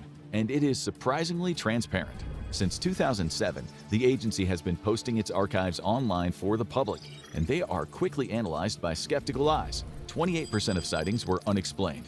Over time, that dropped to 3%. But that small number is where things get really interesting. Most reports end the same way, inconclusive. But one didn't. The Co-Meta report One didn't end in inconclusive? wasn't an official product of any UAP-aligned government agency. Instead, it came from an independent think tank in 1999, dedicated to studying extraterrestrials. That means that it approached the data differently, likely more open to the possibility that some sightings were genuine, but it wasn't careless. The nonprofit collected reports of UFO incidents from over 60 years and analyzed them from a perspective of potential threats to national defense. Their findings were eye-raising. 5% of incidents could not be attributed to any natural or human-made events. This report was published by the agency in 2007, and it remains France's most significant contribution to the debate yet. So why haven't the Americans heard about France's key role in the hunt for UFOs? American UFO research has always been colored by the influence of the common man. Most of the stories about the phenomenon have come from people who claim to have seen it streaming over the skies, or have had a close encounter with one of the aliens. It is terrifying and exciting. France, in contrast, has always maintained a very scientific approach to things. There aren't too many well-publicized reports of UFO incidents coming out of the country. This isn't just a local oddity, it is a global mystery. Yet, strangely, it rarely feels that way. If you like these deep dives, then make sure to like, share, and subscribe. Might as well do the same if you're watching. before the government silences us. France had the cold data, but Brazil had something much more terrifying: physical casualties. Brazil has been chasing down UAPs since the 1970s. In 1977, several UAP sightings were reported on the Brazilian island of Colares, and some residents even claimed that the strange lights on the ship had scarred them. After the panic grew, the local mayor requested help from the Air Force. They delivered in more ways than one. The operation, known as Operação Prato, was conducted over several months, and they were able to capture images of the lights. This event created conspiracies about what was actually discovered during this event, and those conspiracy theories went into overdrive 20 years later. Mission leader Captain Urengi gave his first interview about the events. 3 months later, he was seemingly found dead by his own hand. Ufologist Jacques Vallée also claimed that several individuals were killed by microwave-like rays from the objects. He alleged the government covered it up, as well as other bizarre claims, like the objects attacked people, sucking the blood out of them. Vampires? What? So why wasn't this worldwide news? There are plenty of spectacular UFO claims around the world, but a general rule is that the more spectacular, the less direct link there is to the events. The terrible night that supposedly took place in 1977 was poorly documented and classified when it happened. There are few current records of the supposed casualties, and the death of Captain Urengi continues to raise conspiracies. No one knows exactly how Jacques Vallée is connected to the event, if he is connected at all. We don't know how he obtained the information. And if he really has classified secrets the government would never want released, how is he even able to speak about them publicly? But the rumors that something horrible had taken place continued to swirl around the mysterious incident. So Brazil's government took a very unusual tack. As of 2010, Brazil's government officially decreed that all UAP sightings should not only be recorded but submitted directly to the National Archives for public access. This has made Brazil one of the most fascinating hotspots for UAP research. It gives enthusiasts the chance to study events like the 1986 Night of the UFOs in detail, where hundreds of craft were spotted over Sao Paulo, Rio de Janeiro, and other locations. The Air Force was eventually scrambled to pursue them. The strange phenomena were never explained. However, the US remains the most common hotspot for UAP sightings, so it's no surprise that its closest neighbor has been keeping an eye on the skies as well. Canada has been quietly investigating UAPs for decades, almost as long as the United States. Its first major investigations date back to the 1950s, but much of that work remained classified until 2025. That year, the Canadian government decided to make its efforts public under a new initiative, Sky Canada Project. Led by the Office of the Chief Science Advisor of Canada, the foundation wasn't just about transparency. It was to review decades of data, update investigative practices, and bring the latest scientific tools to the study of UAP sightings across the country. For the first time, Canadians could see how their government was approaching the mystery and what it was learning from the skies. Out of all countries to have a UFO type agency, Canada was frankly never on my list. The most recent major UAP sighting took place in North York, Ontario in 2014, where a string of diagonal flashing lights in the sky were witnessed by several people. Canada is taking this phenomenon seriously. The Sky Canada project isn't just about releasing past reports, it is building a system. The goal is to collate sightings, establish an official reporting network, and develop theories based on real data. There's a reason for this scientific approach, one that differs from the US. Much of Canada is sparsely populated. That isolation makes certain regions potentially vulnerable to incursions, whether terrestrial or extraterrestrial. This helps explain why so many nations are investing more heavily in UAP research. Even if they never confirm alien life, monitoring the skies is a clear matter of national security, and Canada is making sure. But if aliens ever did send a small force to attack humans, how fast do you think people would really unite to attack back? I give us about halfway. No anomaly goes unnoticed. There's been a new hotspot for UAP sightings in recent years, the skies of Japan. Alien watchers have seen strange orbs streaking through the sky, and this isn't the first time. In the 1970s, two boys claimed to have met an alien. Japan's most famous sighting, But the most recent sightings center around objects behaving in ways that don't match that of either planes or stars. And it sounds a lot like the sightings over in the United States. All these sightings mean it's impossible to keep them quiet. For the first time, this isn't just the domain of conspiracy theorists and sci-fi buffs anymore. More people and more countries are publicly acknowledging that UAP sightings are becoming increasingly common. Some are even recognizing that they don't have the answers. What does this mean for humanity? There's a growing consensus that something is out there and we need to learn more about it. People who have been chasing answers for decades are feeling vindicated, and many are watching the skies for the next big development. But this raises a chilling question. Is the government hiding the truth to protect us? Or are they simply powerless? If there are aliens out there, it would be one of the biggest news 100% both. events the world has ever seen. It would change the way we view the world and everything in it. It would also raise some terrifying prospects. It's unlikely that there is any life in our solar system due to the hostile landscapes of the other planets. That means if alien life forms have visited us, they would have had to come from much further away, and we would pretty much be at their mercy. If an alien species had the capability to visit the Earth from other solar systems, their technology would likely be so far beyond us that we wouldn't even have a chance at fighting back. It would be less akin to an interstellar war and more like a fishing expedition, and we are the fish, which might be the biggest reason the government is covering it up. Alien life could have the potential for total societal collapse. We've seen how people react to events like terror attacks or pandemics. There's always a rush to blame, a rush to hoard, and eventually a series of conspiracies that damage the social fabric for years to come. The storm of controversy that would erupt over aliens being confirmed could dwarf all of that, and not just between the citizens. It could create chaos between countries as well. David Grush made one big claim that got people speculating in particular, and that was the US is in possession of both aliens and their spaceships. This could create a type of arms race that the world has never seen. Rival countries could try to reverse engineer alien technology in order to win the battle for the next superweapon. But there is a second theory, and one that is even scarier than a global conspiracy.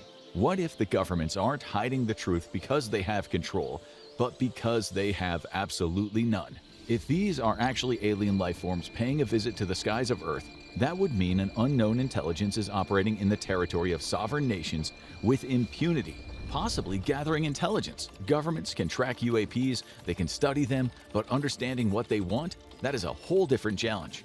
If there is a cover-up, they may not be able to keep it going for long. No one is sure what files the Trump administration will be releasing in the aftermath of former President Obama's interview. But whatever comes out, it is going to be closely scrutinized by everyone. After 80 years of silence, the veil of secrecy is finally coming down. Since the infamous 1947 Roswell crash, the US government has been collecting every piece of evidence they can on UAP. This included famous research projects like the Blue Book, and while that program officially ended in 1969, the trail didn't stop there. For decades, new sightings and encounters continued quietly, just out of the public eye. But then, something happened that... We are living in quite the time period. I don't know how to explain it, but 5 years ago, I would never have been thinking of any of the situations that have happened.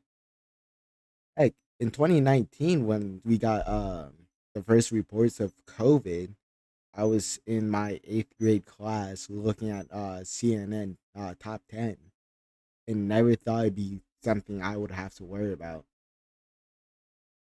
Changed everything. In 2017, it was revealed that the government had put in $22 million to a new program to identify aerospace-related threats. And this created a sea change in the way UAPs were viewed, not just by the government, but by the public. No more was this being treated as some sort of science fiction, but as a pressing national security threat. For the first time, the government was treating them not as a conspiracy, but as something tangible. And they wanted answers just as much as anyone. The big change arrived in 2023 with the Unidentified Anomalous Phenomena Disclosure Act. This was an amendment to the 2024 National Defense Authorization Act, and for the first time, it created a system for declassifying government records related to UAP sightings. as well as to hypothetical discoveries of alien technology or biological specimens. This was a bipartisan legislation, and it got people hoping. But it might not be enough to satisfy everyone. We're on the verge of what might be the biggest reveals in the history of UAP research. But if the reveals fall short of what some people expect, they're likely to simply claim that the government is still holding out on us. After all, if the government has been keeping secrets for this long in the name of national security, they can easily continue to do the same. So the fight is likely to go on, no matter what the government does. The government of the United States, and the world with it, has been researching UAPs for more than half a century now, creating a tight-lipped approach to things that has filled people with suspicion. Now, for the first time, they seem to be shifting toward transparency. But once people are convinced a conspiracy exists, it's nearly impossible to undo that. No matter how much the government reveals about aliens or unexplained phenomena, skepticism remains. People will always suspect there is something being hidden, and they'll keep speculating, they'll keep digging, and often they'll be looking in the wrong places, chasing shadows while the real story quietly unfolds elsewhere. And that might be exactly what the government wants, because the only thing better than hiding something from the public is giving them something else to look at. The government is looking for secrets far beyond the Earth's atmosphere as well. Check out NASA just found. Well, that's it for today's video. Well, not today, but with this one. And we are still going. On the final day. Let me say this. Go ahead and take a break. I'm gonna get up, stretch, get some water, and then we'll get back to it. BRB.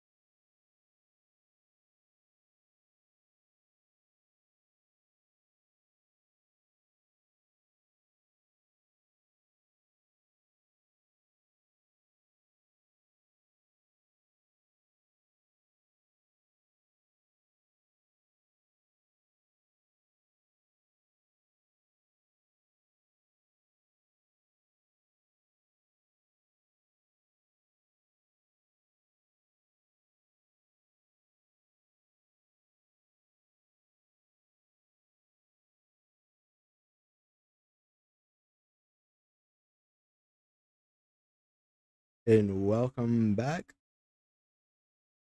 I got me some fruit snacks, and let's get to it. Let me open them first, though. If I can. Hold up. There we go.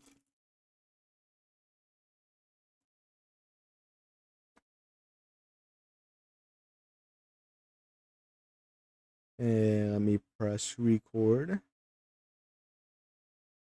Okay, welcome back. Donald Trump decided to take the biggest gamble of his political career and launch the biggest war the Middle East has seen in decades that is radically and quickly changing the way our entire world works.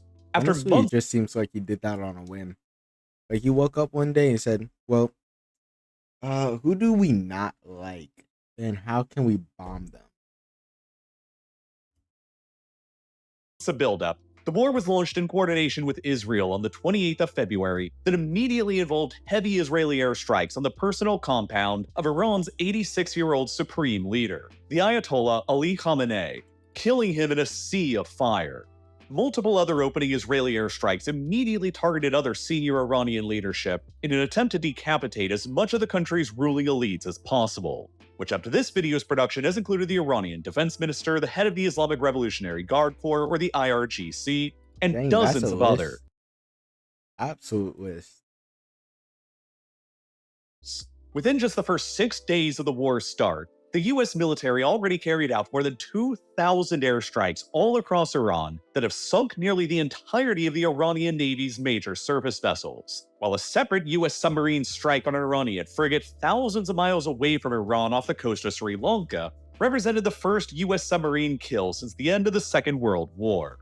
America's chairman of the Joint Chiefs of Staff has claimed that the opening day of the war involved nearly double the number of American munitions dropped that were dropped on Saddam Hussein's Iraq on the first day of the shock and awe campaign in 2003. While the Israeli Air Force has claimed that they have been actively striking around 1,000 targets all across Iran every single day as well, a pace of attacks that have been enabled by their newly gained ability to fly over Syria and American aerial tankers refueling them in the sky.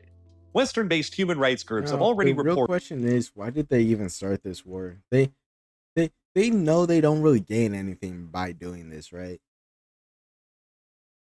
That more than 1,000 civilians across Iran have already been killed by these American and Israeli airstrikes. Military casualties beyond the supreme leader within Iran due to this overwhelming aerial war are so far unclear.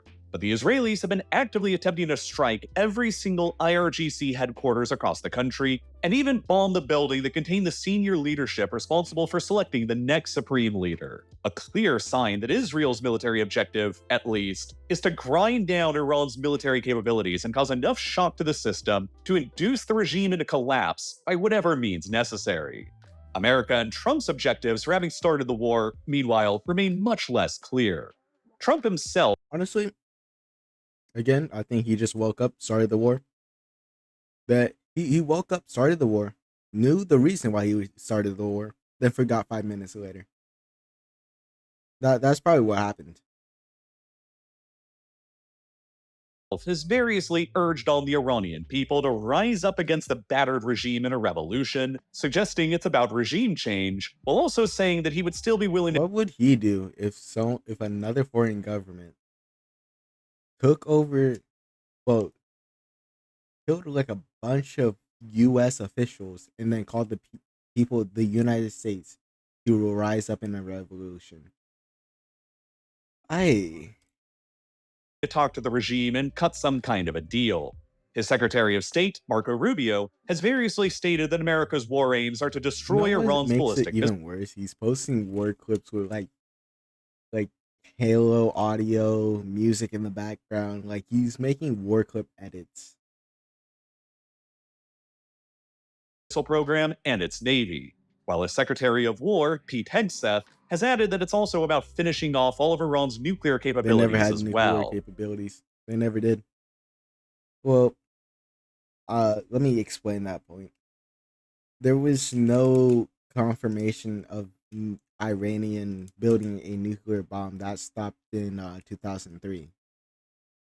So they just did it for whatever reason. They shot themselves in the foot because now the regime is gonna get, well, more harder on the U.S. and Western powers, and there might actually be more sentiment among the Iranian people to build a actual nuclear bomb, which is worse, way worse. In justifying the attacks, Trump and his administration officials have variously stated that it was because Iran was supposedly too close to acquiring a nuclear weapon, despite the strikes on Iran's nuclear program last year that had supposedly obliterated their capabilities. Bro, they don't know what they're doing. To a sense that Israel was going to strike Iran regardless of what America wanted, and so America had to attack Iran first in order to destroy their ability to... had to attack Iran first because they couldn't keep their own allies in check. How much influence does the Israeli government have in the U.S. government? Retaliate to that Israeli attack, to a feeling by Trump himself that the Iranians were supposedly preparing to attack first, and America had to preemptively strike them along with the Israelis. It's all pretty vague, but the biggest reason is simply the cold geopolitical calculus that the Americans and Israelis felt that the Iranian regime was at its weakest point in decades. Iran's water resources had dried up after years of mismanagement and drought. Its economy and currency were both in active freefall, while a large-scale popular uprising against the regime in January was brutally suppressed by the regime's besieged paramilitary units after Khamenei ordered them to begin opening fire indiscriminately. Sensing that these protests were an existential threat against the regime, credible human rights organizations estimate that the besieged paramilitary units massacred a minimum of 7,000 of the protesters, while other estimates go up to as high as 30,000 deaths or even higher, representing by far... Both sides are not good options. It's really choosing against a lesser evil here. The bloodiest crackdown on protesters in modern Iranian history. Trump threatened a clear red line that if the regime began killing protesters en masse, he would intervene militarily. And they crossed the red line anyway, and he initially didn't do much of anything to retaliate. The US military wasn't really in a good position to do so at the time, without even any aircraft carrier strike groups present in the region at all. In fact, Trump's threats may have given the regime a perverse incentive to re-establish their control over their own population at any cost before the US could actually deploy their assets back to the region to respond.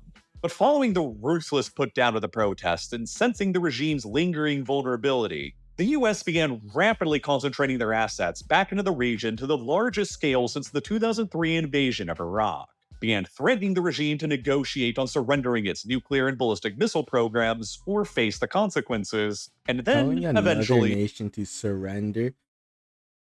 Okay, I can get surrendering the nuclear program. I can get that. But telling another nation to surrender their ballistic weapons program that is conventional, I don't know about that one. He evidently decided to simply attack to force the regime into submission or collapse through alternative means instead. And now the war that he started risks exploding across the entire Middle East. It risks massive destruction to the global economy, and it risks rapidly devolving into a quagmire whose outcome could end up being much, much worse than the world we knew beforehand. Fell asleep during that. That was a long blink. The Iranians have decided to retaliate against these existential American and Israeli attacks by basically attacking everyone else around them. Since the war began, the Iranians have fired hundreds of ballistic missiles and thousands of explosive kamikaze drones into the territories of Oman, the UAE, Saudi Arabia, Qatar, Bahrain, Kuwait, Iraq, Syria, Jordan, Israel, Cyprus, Turkey, and Azerbaijan so far.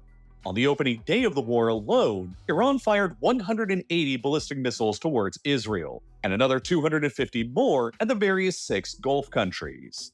5 days into the war, the UAE reported that Iran had fired more than 189 ballistic missiles into its territory, and 941 of their cheaper explosive kamikaze drones, 93% of which they reported were successfully intercepted by their air defenses.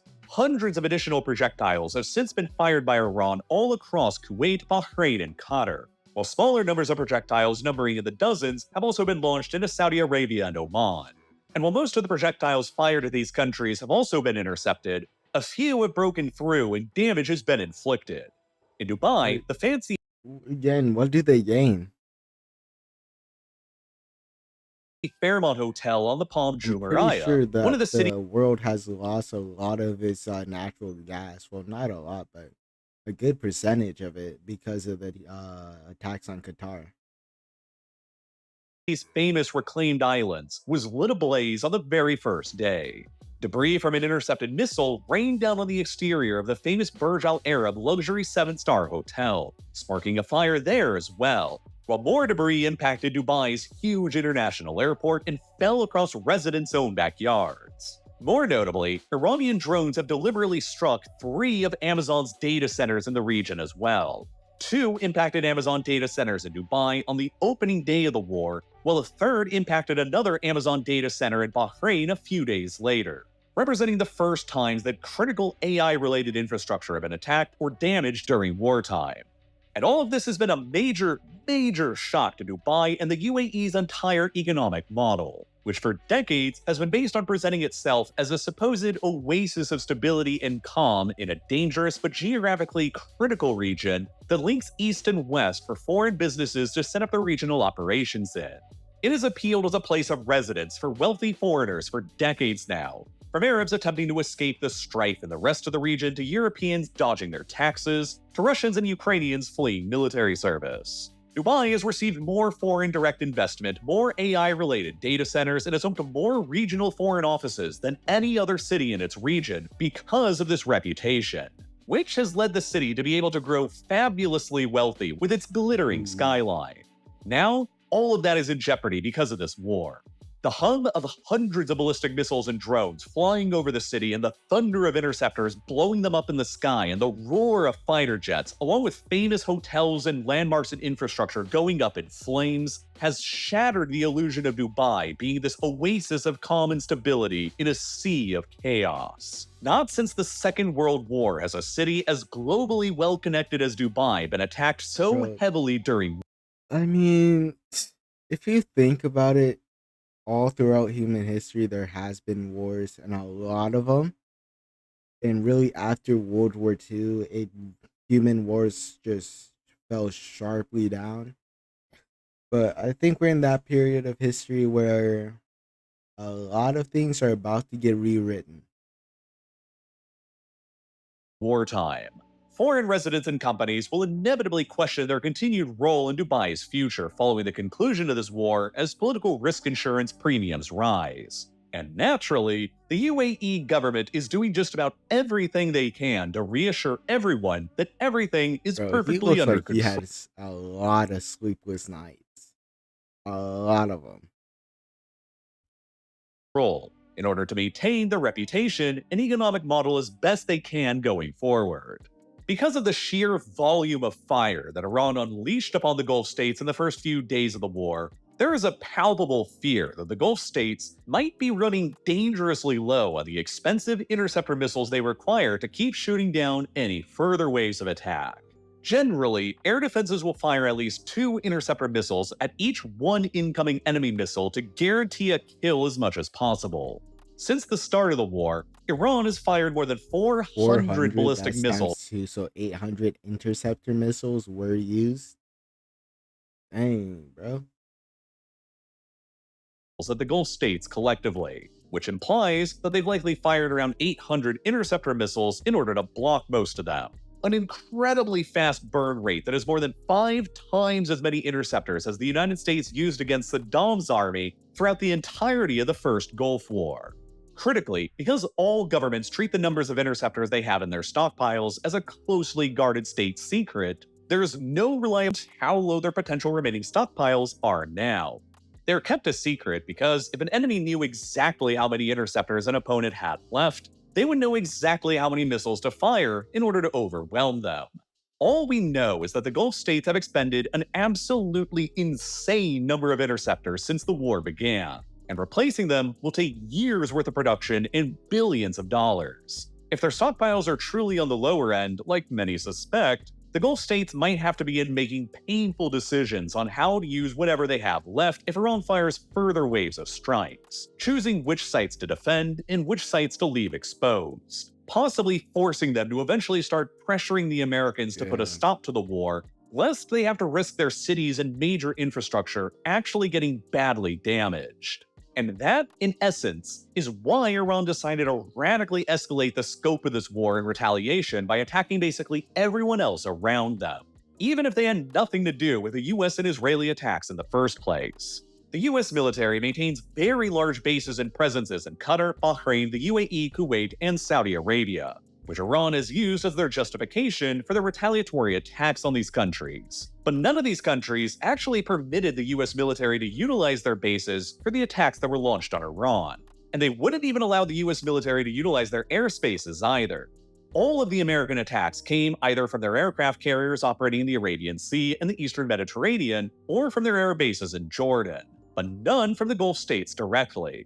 Iran's real aim in attacking the Gulf states the way they have is to try and cause as much damage to the global economy as physically possible, in an attempt to force Trump to end the war under the pressure of even further pain. In addition to the attacks on the cities themselves and the terror they inflicted on residents, consider the damage the attacks have already done to the global oil and airline industries as well. Iranian missiles and drones have bombarded Saudi Arabia. It only gets worse. I heard that every day the world war continues, that the world loses 1% or a little bit less of their global natural gas capacity. Largest oil honestly, this refinery. might be good if you think green energy is the way to go, which it is. But a slow phase out would be preferred to a large scale war. Ras Tanira, and Qatar's supermassive LNG facility at Ras Laffan, shutting down production at both for an uncertain amount of time. Meanwhile, Iran has also ordered the closure of the narrow Strait of Hormuz and threatened to light ablaze any ship that dares to pass through. Yeah, For them decades, closing that strait is actually forcing the U.S. government to let Russia continue to sell its oil if the boats were already at sea. And they might be doing the same for Iran's oil, but like less sanctioned, which is a bit dumb because they're already doing that. And they're gonna use that war, well, the money they make from the oil sales to fund the war. So doesn't really make sense. this action has been the most feared method of escalation that Iran has been capable of. The Strait of Hormuz is the most critical maritime choke point in the world, since virtually all of the oil exports of Iraq, Kuwait, Iran, and most of those of Saudi Arabia and the UAE have no other choice but to pass through it towards the world market, as well as all of Qatar's LNG exports. As a result, 1/3 of all the world's seaborne crude oil and 1/5 of all the world's LNG transit through the strait on a daily basis under normal circumstances. And even with the majority of its large surface fleet sunk, Iran is believed to still have thousands of naval mines at its disposal. And that reason is why the Philippines, Thailand, Japan, Australia, even us at the US are facing huge gas prices increase to the point where you might actually see horses make a fear and skyrocketing insurance costs. Some 3,000 merchant vessels of all different kinds found themselves stranded by the end of the first week of the war, representing roughly 10% of the entire global container fleet. Iraq has already begun running out of storage space for crude oil that would normally be loaded up on tankers, and is being forced to shut off production at multiple major fields, slicing production by millions of barrels a day. And the other Gulf states remain in a dangerous race against the clock to get the strait back open again or face closures of their own. Kuwait has warned that they also might need to shut down production shortly, and the UAE soon after that. While Saudi Arabia has the ability to export some of their oil along pipelines out to the Red Sea coast, they might have to eventually shutter the majority of their production but as the problem well. there is that Iran actually hit the port out here in Saudi Arabia with a drone, so not sure how long that will last. Since most of it also still has to go through Hormuz. If the strait remains closed for a week, several weeks, or several months, the consequences of all of this held-up oil and gas blocked from the world market will grow increasingly painful for everyone in the world to bear.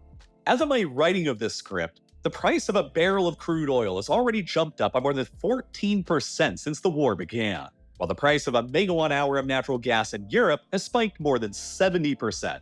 While Asia, who is the most critically affected since they purchase most of their oil from the Persian Gulf, has been the most negatively affected of all by skyrocketing gas and jet fuel prices.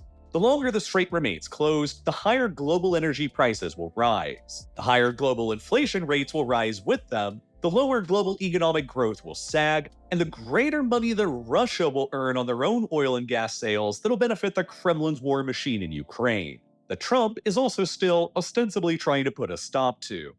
All of this... This is the president of peace, by the way. How did this happen, bro?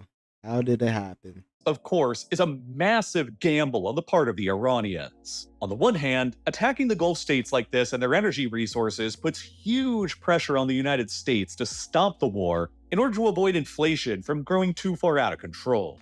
But on the other hand, doing this directly impacts China's primary source of oil that comes from the Persian Gulf as well and pisses them off.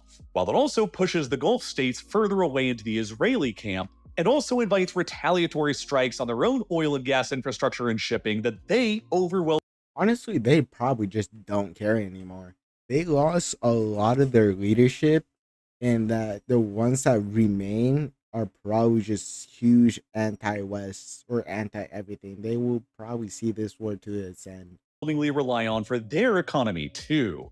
Then consider the damage being inflicted to the global aviation industry. The primary airports at major regional hubs like Dubai, Abu Dhabi, and Doha have all been impacted and damaged by the war since it began. With missiles, drones, and aircraft all streaking through their skies, the airspaces were completely shut down across Iran, Iraq, Kuwait, Qatar, Bahrain, Syria, Jordan, Lebanon, Israel, Oman, and Yemen, with partial airspace closures enforced in Egypt, Saudi Arabia, and the UAE. By the end of week 1 of the war, more than 18,000 flights to the Middle East region had been canceled.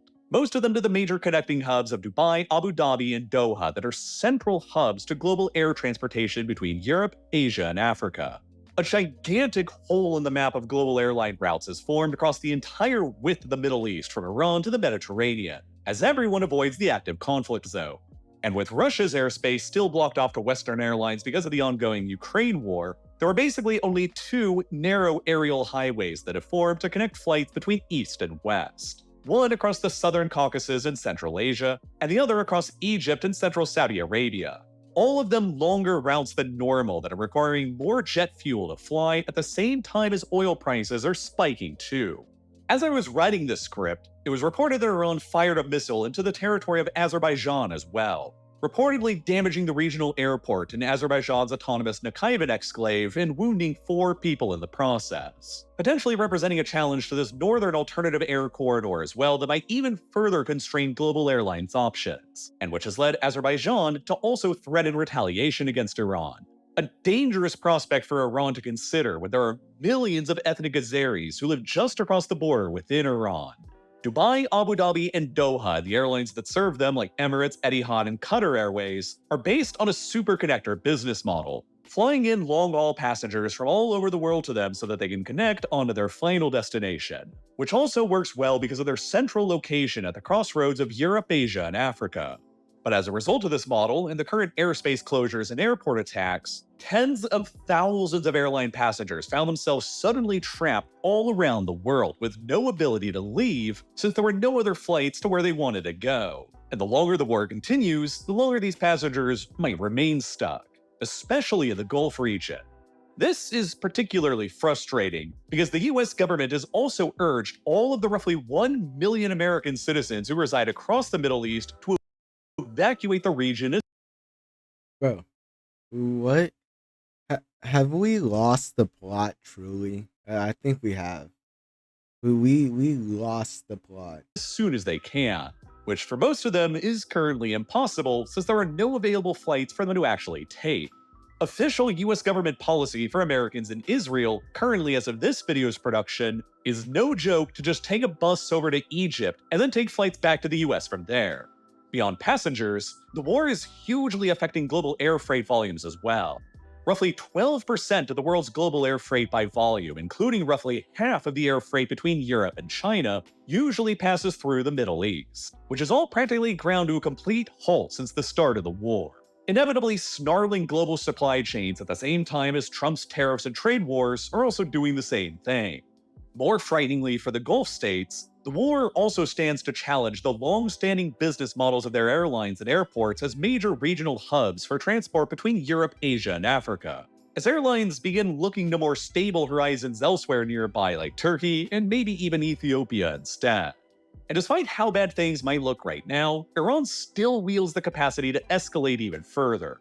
If Iran is still holding some of its best ballistic missiles in reserve and believes it has saturated the Gulf states' air defenses, it could choose to go for the nuclear option and target the Gulf states' water desalination plants and infrastructure, which if successful will have catastrophic consequences. 90% of Kuwait's drinking water is supplied by desalination, along with 86% of Oman's, 70% of Saudi Arabia's, and 42% of the UAE's. In a leaked cable that dates back from 2009, US diplomats wrote that they believed in the event of a successful Iranian attack on Saudi Arabia's desalination plants, the capital and largest city of Riyadh, home to around 7 million people in the middle of the desert who rely on desalination water piped from the Gulf for virtually all of their water supply, would be forced to be completely evacuated within only a week. Bruh. So you're telling me my government just didn't think. They could have thought, but they didn't. No doubt, the Gulf states remain deeply paranoid about Iran's willingness to escalate to this point, which would be existential challenges to their entire civilizations. And if the Iranian regime senses that everything is truly lost, they might end up becoming desperate enough to actually give it a shot. Because of how badly their economies have already been impacted by this war and the potential looming existential risks to their desalination infrastructure, there is serious talk in several of the Gulf states of actively joining the war now on the side of the Americans and Israelis to destroy whatever remains of Iran's ballistic missiles and drone arsenals. Qatari air defenses have already shot down 2 Iranian bombers that were apparently flying towards their airspace. And they, the Saudis, and Emiratis have all said that they fully reserve the right for self-defense. They might choose to finally open up their airspaces to the Americans for operations, or allow their air bases to be utilized as launching off points for further US attacks and retaliation. But so they're being forced to join a war they didn't start because by doing so, they would also add to the density of assets in their airspaces that could lead to further friendly fire incidents. Already high after Kuwaiti air defenses mistakenly shot down 3 American fighter jets early on in the war. And European states are also being dragged into the war whether they want to or not. After the Iranian missile aimed at the British military base on Cyprus was shot down, the British government announced that they would begin allowing the US to access their bases to attack Iran from as well, including from the strategic Diego Garcia base in the Indian Ocean that can serve as a forward operating base for America's B-2 strategic bomber fleet, while Greece agreed to deploy 2 F-16s and a frigate to Cyprus as well. Another Iranian strike in Abu Dhabi impacted a French naval base there, while the missile that was launched at Turkey, a member of NATO, has even led to discussions on triggering the alliance's Article 5 defense clause, which would commit all 32 members of the alliance into joining the war as well. Out on the peripheries of Iran, it is also being reported now that the CIA is helping to arm ethnic Iranian Kurdish militias just across the border in Iraqi Kurdistan, and is urging them on to march across the border into the ethnically Kurdish majority parts of Iran. Thousands of Iranian Kurdish militiamen have reportedly concentrated along the Iraqi border, while US and Israeli airstrikes on Iranian military and IRGC infrastructure across the border have potentially opened up a path for them to advance if they choose to do so. This plan, in my view, is a particularly reckless one on Washington's part. Loath to commit ground forces of their own to an invasion of Iran that would inevitably be very bloody and very unpopular, the administration might be currently calculating that it would be better to utilize Kurdish and other ethnic minority militia groups to advance into Iran instead, to hopefully remove the regime from— They don't want to use their own people, so they use someone else's. Common. From power that way. If the Kurdish militias are successful in taking over swaths of Iranian Kurdistan, then other ethnic minorities might rise up next, like the Azeris in the north, the Arabs in the southwest, and the Baluchis in the southeast. This would be exceedingly dangerous. Iran's population of 92 million people is roughly split between 60% who are Persians and 40% who are a variety of other ethnic minorities. There are plenty of Persians in the country who understandably are furious with the current regime over the bloody massacres of protesters they perpetrated just a few months ago in January. But if they come to view the only alternative as ethnic militias demanding their independence, risking the balkanization of the country in a dark spiral into ethnic Yugoslav-style civil war, like what also happened in Iraq, Syria, and Lebanon, they might become pushed into rather supporting the devil they know than the devil they don't, potentially compromising the apparent American war goal of inspiring Persians towards overthrowing their own government. If the killings of more than 1,000 civilians during the bombings haven't already done that. The civilian population remains generally unarmed relative to the regime, and they likely still fear the regime's ruthless repression and massacres of the last uprising in January, which has no doubt all contributed to a lack of a popular uprising yet forming despite the American and Israeli killings of their leadership and bombings of their military. There are undoubtedly many Persian Iranians who would rather see the unity of their country under a regime they despise than the complete collapse of their country altogether. And while Israel almost certainly prefers the balkanization and collapse of Iran along ethnic sectarian lines like what happened in Syria and Lebanon, since it'll keep Iran from being a challenge and threat to them, it is also, without a doubt, not in either America or the Gulf countries' best interests. An Iran collapsing into a failed state, home to 92 million people, whose water resources are already basically destroyed, will generate a level of chaos and instability that the world hasn't seen since the Second World War. Iraq and Syria's collapses into failed states in the 2010s after the Arab Spring were cataclysmic enough, and yet they had fractions of Iran's population and fractions of Iran's governmental firepower and nuclear weapons components. The scale again, what did they gain? What's the point? Of terrorism, bloodshed, refugees, and weapons proliferation spilling from beyond Iran's borders everywhere around it would be an unbelievably terrible situation for the Gulf states, Iraq, and Turkey all to have to contend with, leading to even further and potentially worse risks towards the oil and airline industries in the Gulf that won't simply go away.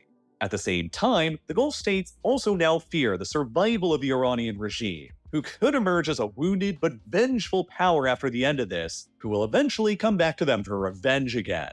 Now that they're in this fight, the Gulf states would ideally want to see the regime removed, but without the entire country collapsing.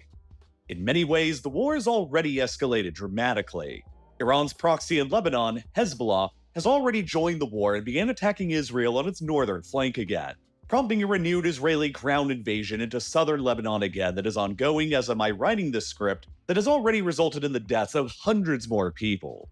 Iran has confirmed that Russian intelligence have been aiding with their military targeting, while Ukraine has offered their assistance to the Gulf states in shooting down Iranian-made drones that they've gained plenty of experience in themselves. The United States military has confirmed that it's begun hastily transferring some of its anti-air assets from South Korea to the Middle East in order to help defend against further Iranian air attacks, potentially leaving South Korea momentarily exposed to aggression from North Korea.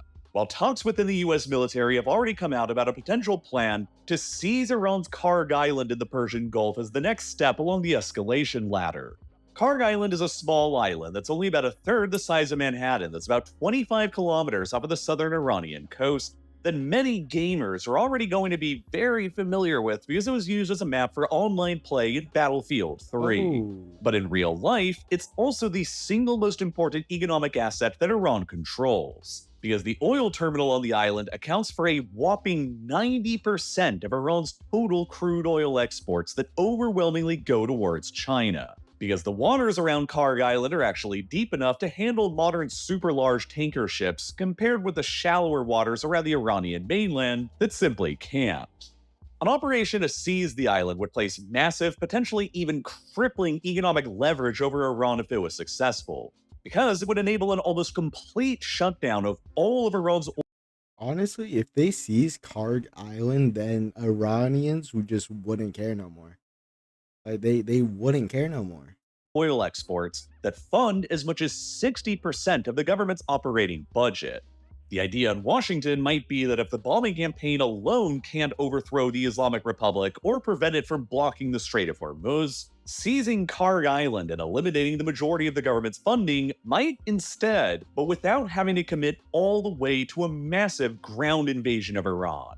Seizing and controlling Karg Island would inevitably require American boots on the ground, but it might only require a few thousand Marines to take and hold it, as opposed to the hundreds of thousands that would be required to actually invade and occupy the whole country. The problem, of course, is that seizing Karg Island is still a very geopolitically and militarily risky move, with ultimately uncertain outcomes.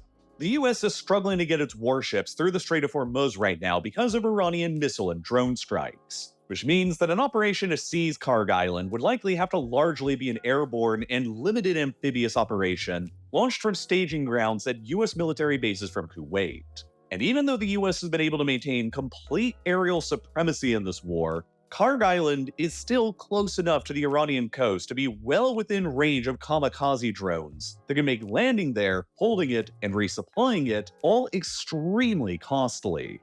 Moreover, occupying and damaging Karg Island would likely do its intended purpose and knock out Iranian oil from the global market, which stands to spike the price of oil even further as the Iranians continue to bombard everything that moves they don't like traveling through the Strait of Hormuz. And even if the US is successful at taking Karg Island, it won't stop the Iranians from continuing to blockade the Strait of Hormuz by keeping up their attack campaign there. And the loss of their oil revenue might only encourage them to continue escalating, potentially by expanding their attacks against regional desalination infrastructure or against oil and gas pipelines, especially the Saudi and Emirati pipelines that can reroute some of their oil away from Hormuz. If those desalination plants and pipelines were damaged in a tit-for-tat exchange for the loss of Karg Island, Saudi Arabia and the UAE might be forced with no other choice but to join the war directly against Iran on the side of the Americans, and the global economy would only continue suffering even worse. Basically, Iran's... Bro, this, imagine having to join a fight because, let me set the stage. You have two people, and then you have another person they don't like.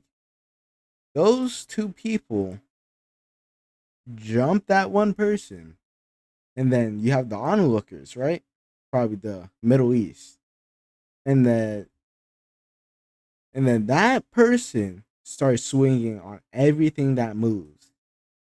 And it's to the point where you might have to swing back on that person. So it's like, you're joining something you didn't want to join. Still will have the cards to play up the escalation ladder, even if they do end up losing Karg.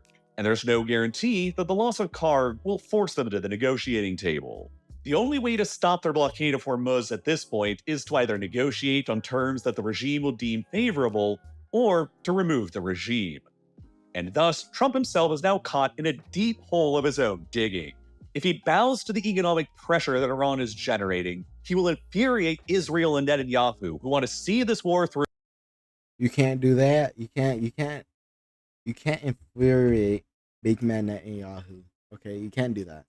You won't do that. To its ultimate conclusion in removing the Iranian regime from existence. And he will undermine the Gulf states' trust in America after the US dragged them into a war that they didn't want, only to leave them with a vengeful Iran still standing. If he abandons the war now over the pain it's causing, it will also show to the Iranian regime that their strategy of pounding the Gulf states with attacks is a successful one that they'll inevitably just replicate again in the future, which gives more impetus to the Gulf states to now see the war through to the end, now that it's already been started.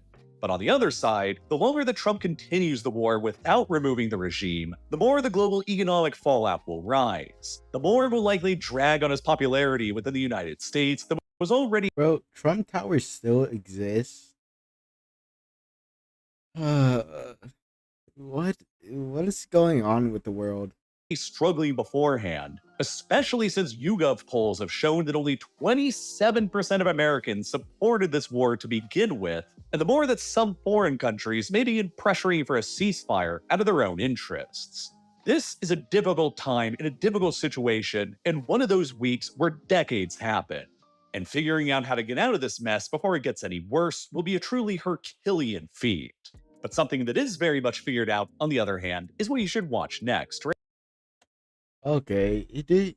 Yeah, we lost the plot. That's all I gotta say. We lost the plot. The plot's gone.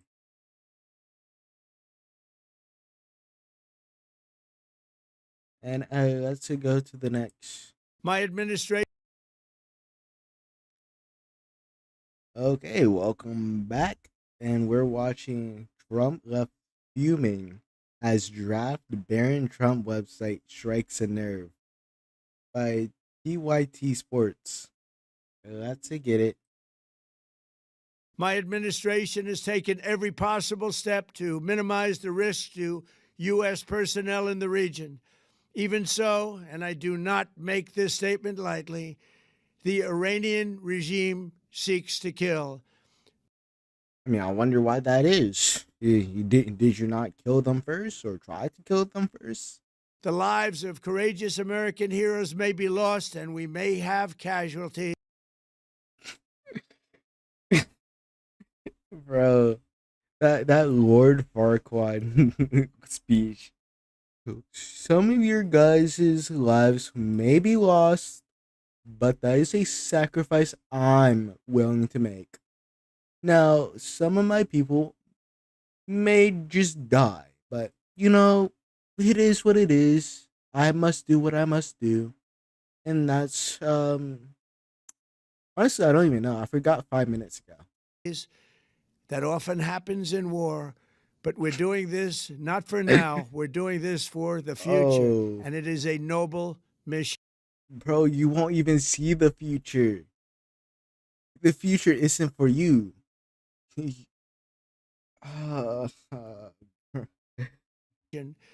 We pray for every service member as they selflessly risk their lives to ensure that Americans and our children will never be threatened by a nuclear-armed Iran.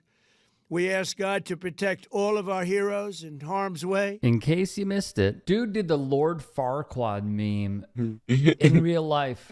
Well, some of you may die, but that's a risk I'm willing to take. Talking about the frickin' war in Iran. Earlier today, CENTCOM shared the news that 3 U.S. military service members have been killed in action. As one nation, we... Bro, imagine dying for Israel. Like actually imagine dying for Israel. Like you're American. You didn't start anything. And you're sent off to a war that you did not start. The government seems has no plan for how to end it or even why they started it. We grieve for the true American patriots who have made the ultimate sacrifice for our nation, even as we continue the righteous mission for which they gave their lives. We pray for the full recovery of the wounded and send our immense love and eternal gratitude to the families of the fallen. And sadly, there will likely be more. Before it ends, that's the way it is. Likely be more, but we'll do everything possible. So as he keeps saying this, with a history that shows... There is another new controversy emerging tonight, reporting in a new article in The Atlantic that is raising concerns about Trump's view of Americans who have died in battle. The article begins with Trump's decision to abruptly cancel a 2018 visit to a cemetery near Paris where Americans who were killed in a World War I battle are buried. The Atlantic quotes several sources who say his visit was scrubbed because the president feared the rain would ruin his hair and that he told senior... Oh my, is he an actor? Like, something tells me he just does it for the love of the game. I can't visit a cemetery because it might rain and my hair, my toupee might get ruined. Where are we at in life? Your staff, quote, "Why should I go to that cemetery? It's filled with losers." Imagine you die for American interests, right? And that your future president calls you a loser for dying for them. Oof, oh my. The article continues in a separate conversation on the same trip. Trump referred to the more than 1,800 Marines who lost their lives at Belleau Woods as suckers, quote, suckers for getting killed. Tonight, the Associated Press is reporting a senior Defense Department official with firsthand knowledge of events and a senior U.S. Marine Corps officer who was told about Trump's comments have confirmed some of those remarks. He did not believe it important to honor American war dead. According Well, he doesn't even think of them as dead. He just thinks of them like as lost value. They have no more value. to 4 people with firsthand knowledge of the discussion that day, in a conversation with senior staff members on the morning of the scheduled visit, Trump said, "Why should I go to that cemetery? It's filled with losers." That he could absolutely care less about the vets, about serving. A New York Times investigation is bringing the president's past back into light. The report uncovered evidence that 2 doctors from Queens, New York, helped the president dodge the Vietnam War in Oh, bro, our president is like an actual coward. 1968. Dr. Larry Braunstein was a podiatrist who rented a medical office from the president's father, Fred Trump Sr.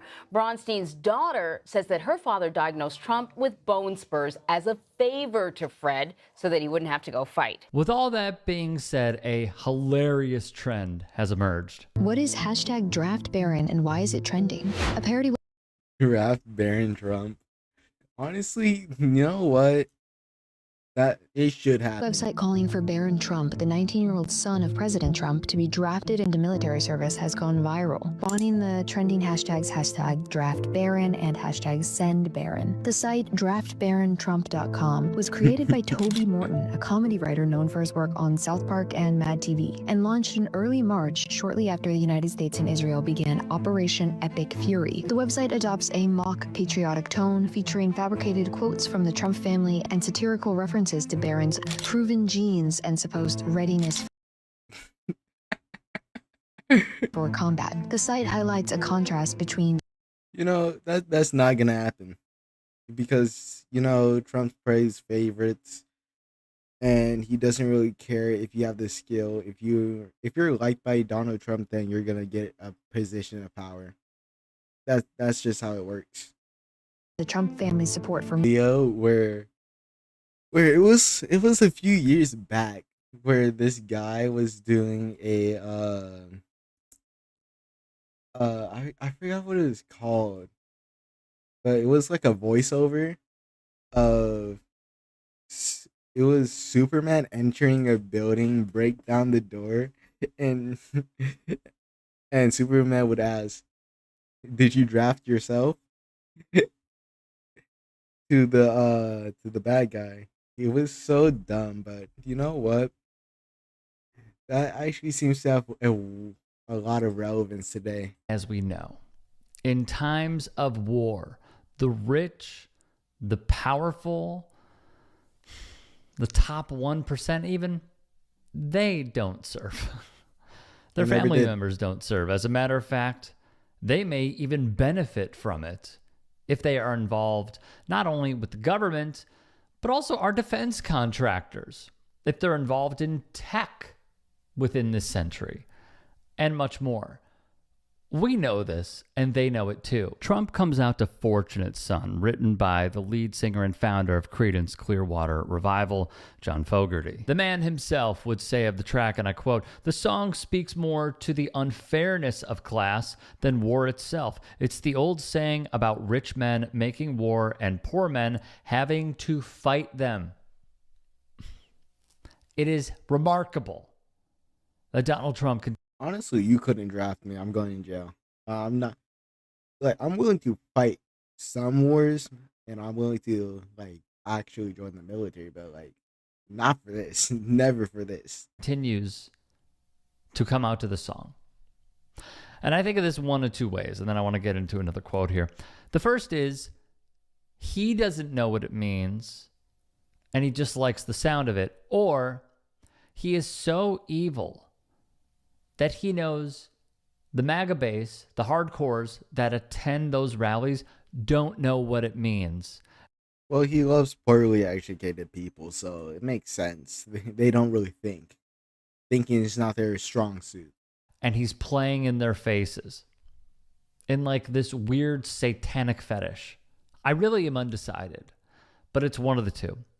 Paul Sexton would add, Fortunate Son has continued to be a clarion call for social justice, but at the same time, it has been repeatedly misinterpreted. Here we go. For example, the song's theme of privilege among those born silver spoon in hand who were able to leave the fighting to others was misappropriated by Trump's presidential campaign. Fogarty would write them basically saying, stop playing this. But I will tell you, Jesse the Body Ventura, former WWE wrestler, a man who wanted to unionize the wrestlers until Hulk Hogan stabbed him in the back and outed him, according to Vince McMahon, when he was under penalty of perjury. He admitted it. Ventura, the former Minnesota governor, had quite a take that you should see. Let me ask this. Do you know, has anyone in the Trump family ever served? I'm glad you asked. Anyone. I'm glad you asked. Not to my knowledge. And I would also underscore that Barron is of age right now. His son could serve if he wants to bring troops into Venezuela or Cuba or any other number of places. His son is of age, and there is a rise of, I think, a new generation of chicken hawks that haven't had families of service and honor like your family. But the chicken hawks are back, Jesse. Oh, yeah. You know what I've always said? You know how you got to vote to go to war, supposedly? I've always said we should pass a law that when Congress votes to go to war, someone in their immediate family has to begin immediate military. Honestly, that is a great law. That is a beautiful law, but it's never going to pass. Service. If they vote yes to go to war, then someone in their family, because I'm sick and tired of the Vietnam stuff, where not one elected official had a kid over there, or you got Donald Trump and his old man Fred. You know, the other day they came out with his medical report. You hear that, where they said he's healthier than Obama? Really? Bro, Donald Trump always, it's like Obama is constantly in his mind. Obama, and Joe Biden and Democrats. It's like he can't think anything else. I would have said, well, what happened to the bone spurs? I mean, you had bone spurs that kept you from military service. They don't just disappear magically. And to that, I say 1000% yeah. If you can and are willing. Okay, that's going to end for this quick video, but hey, let's go. See you guys. And I'm going to end stream here. See you guys later.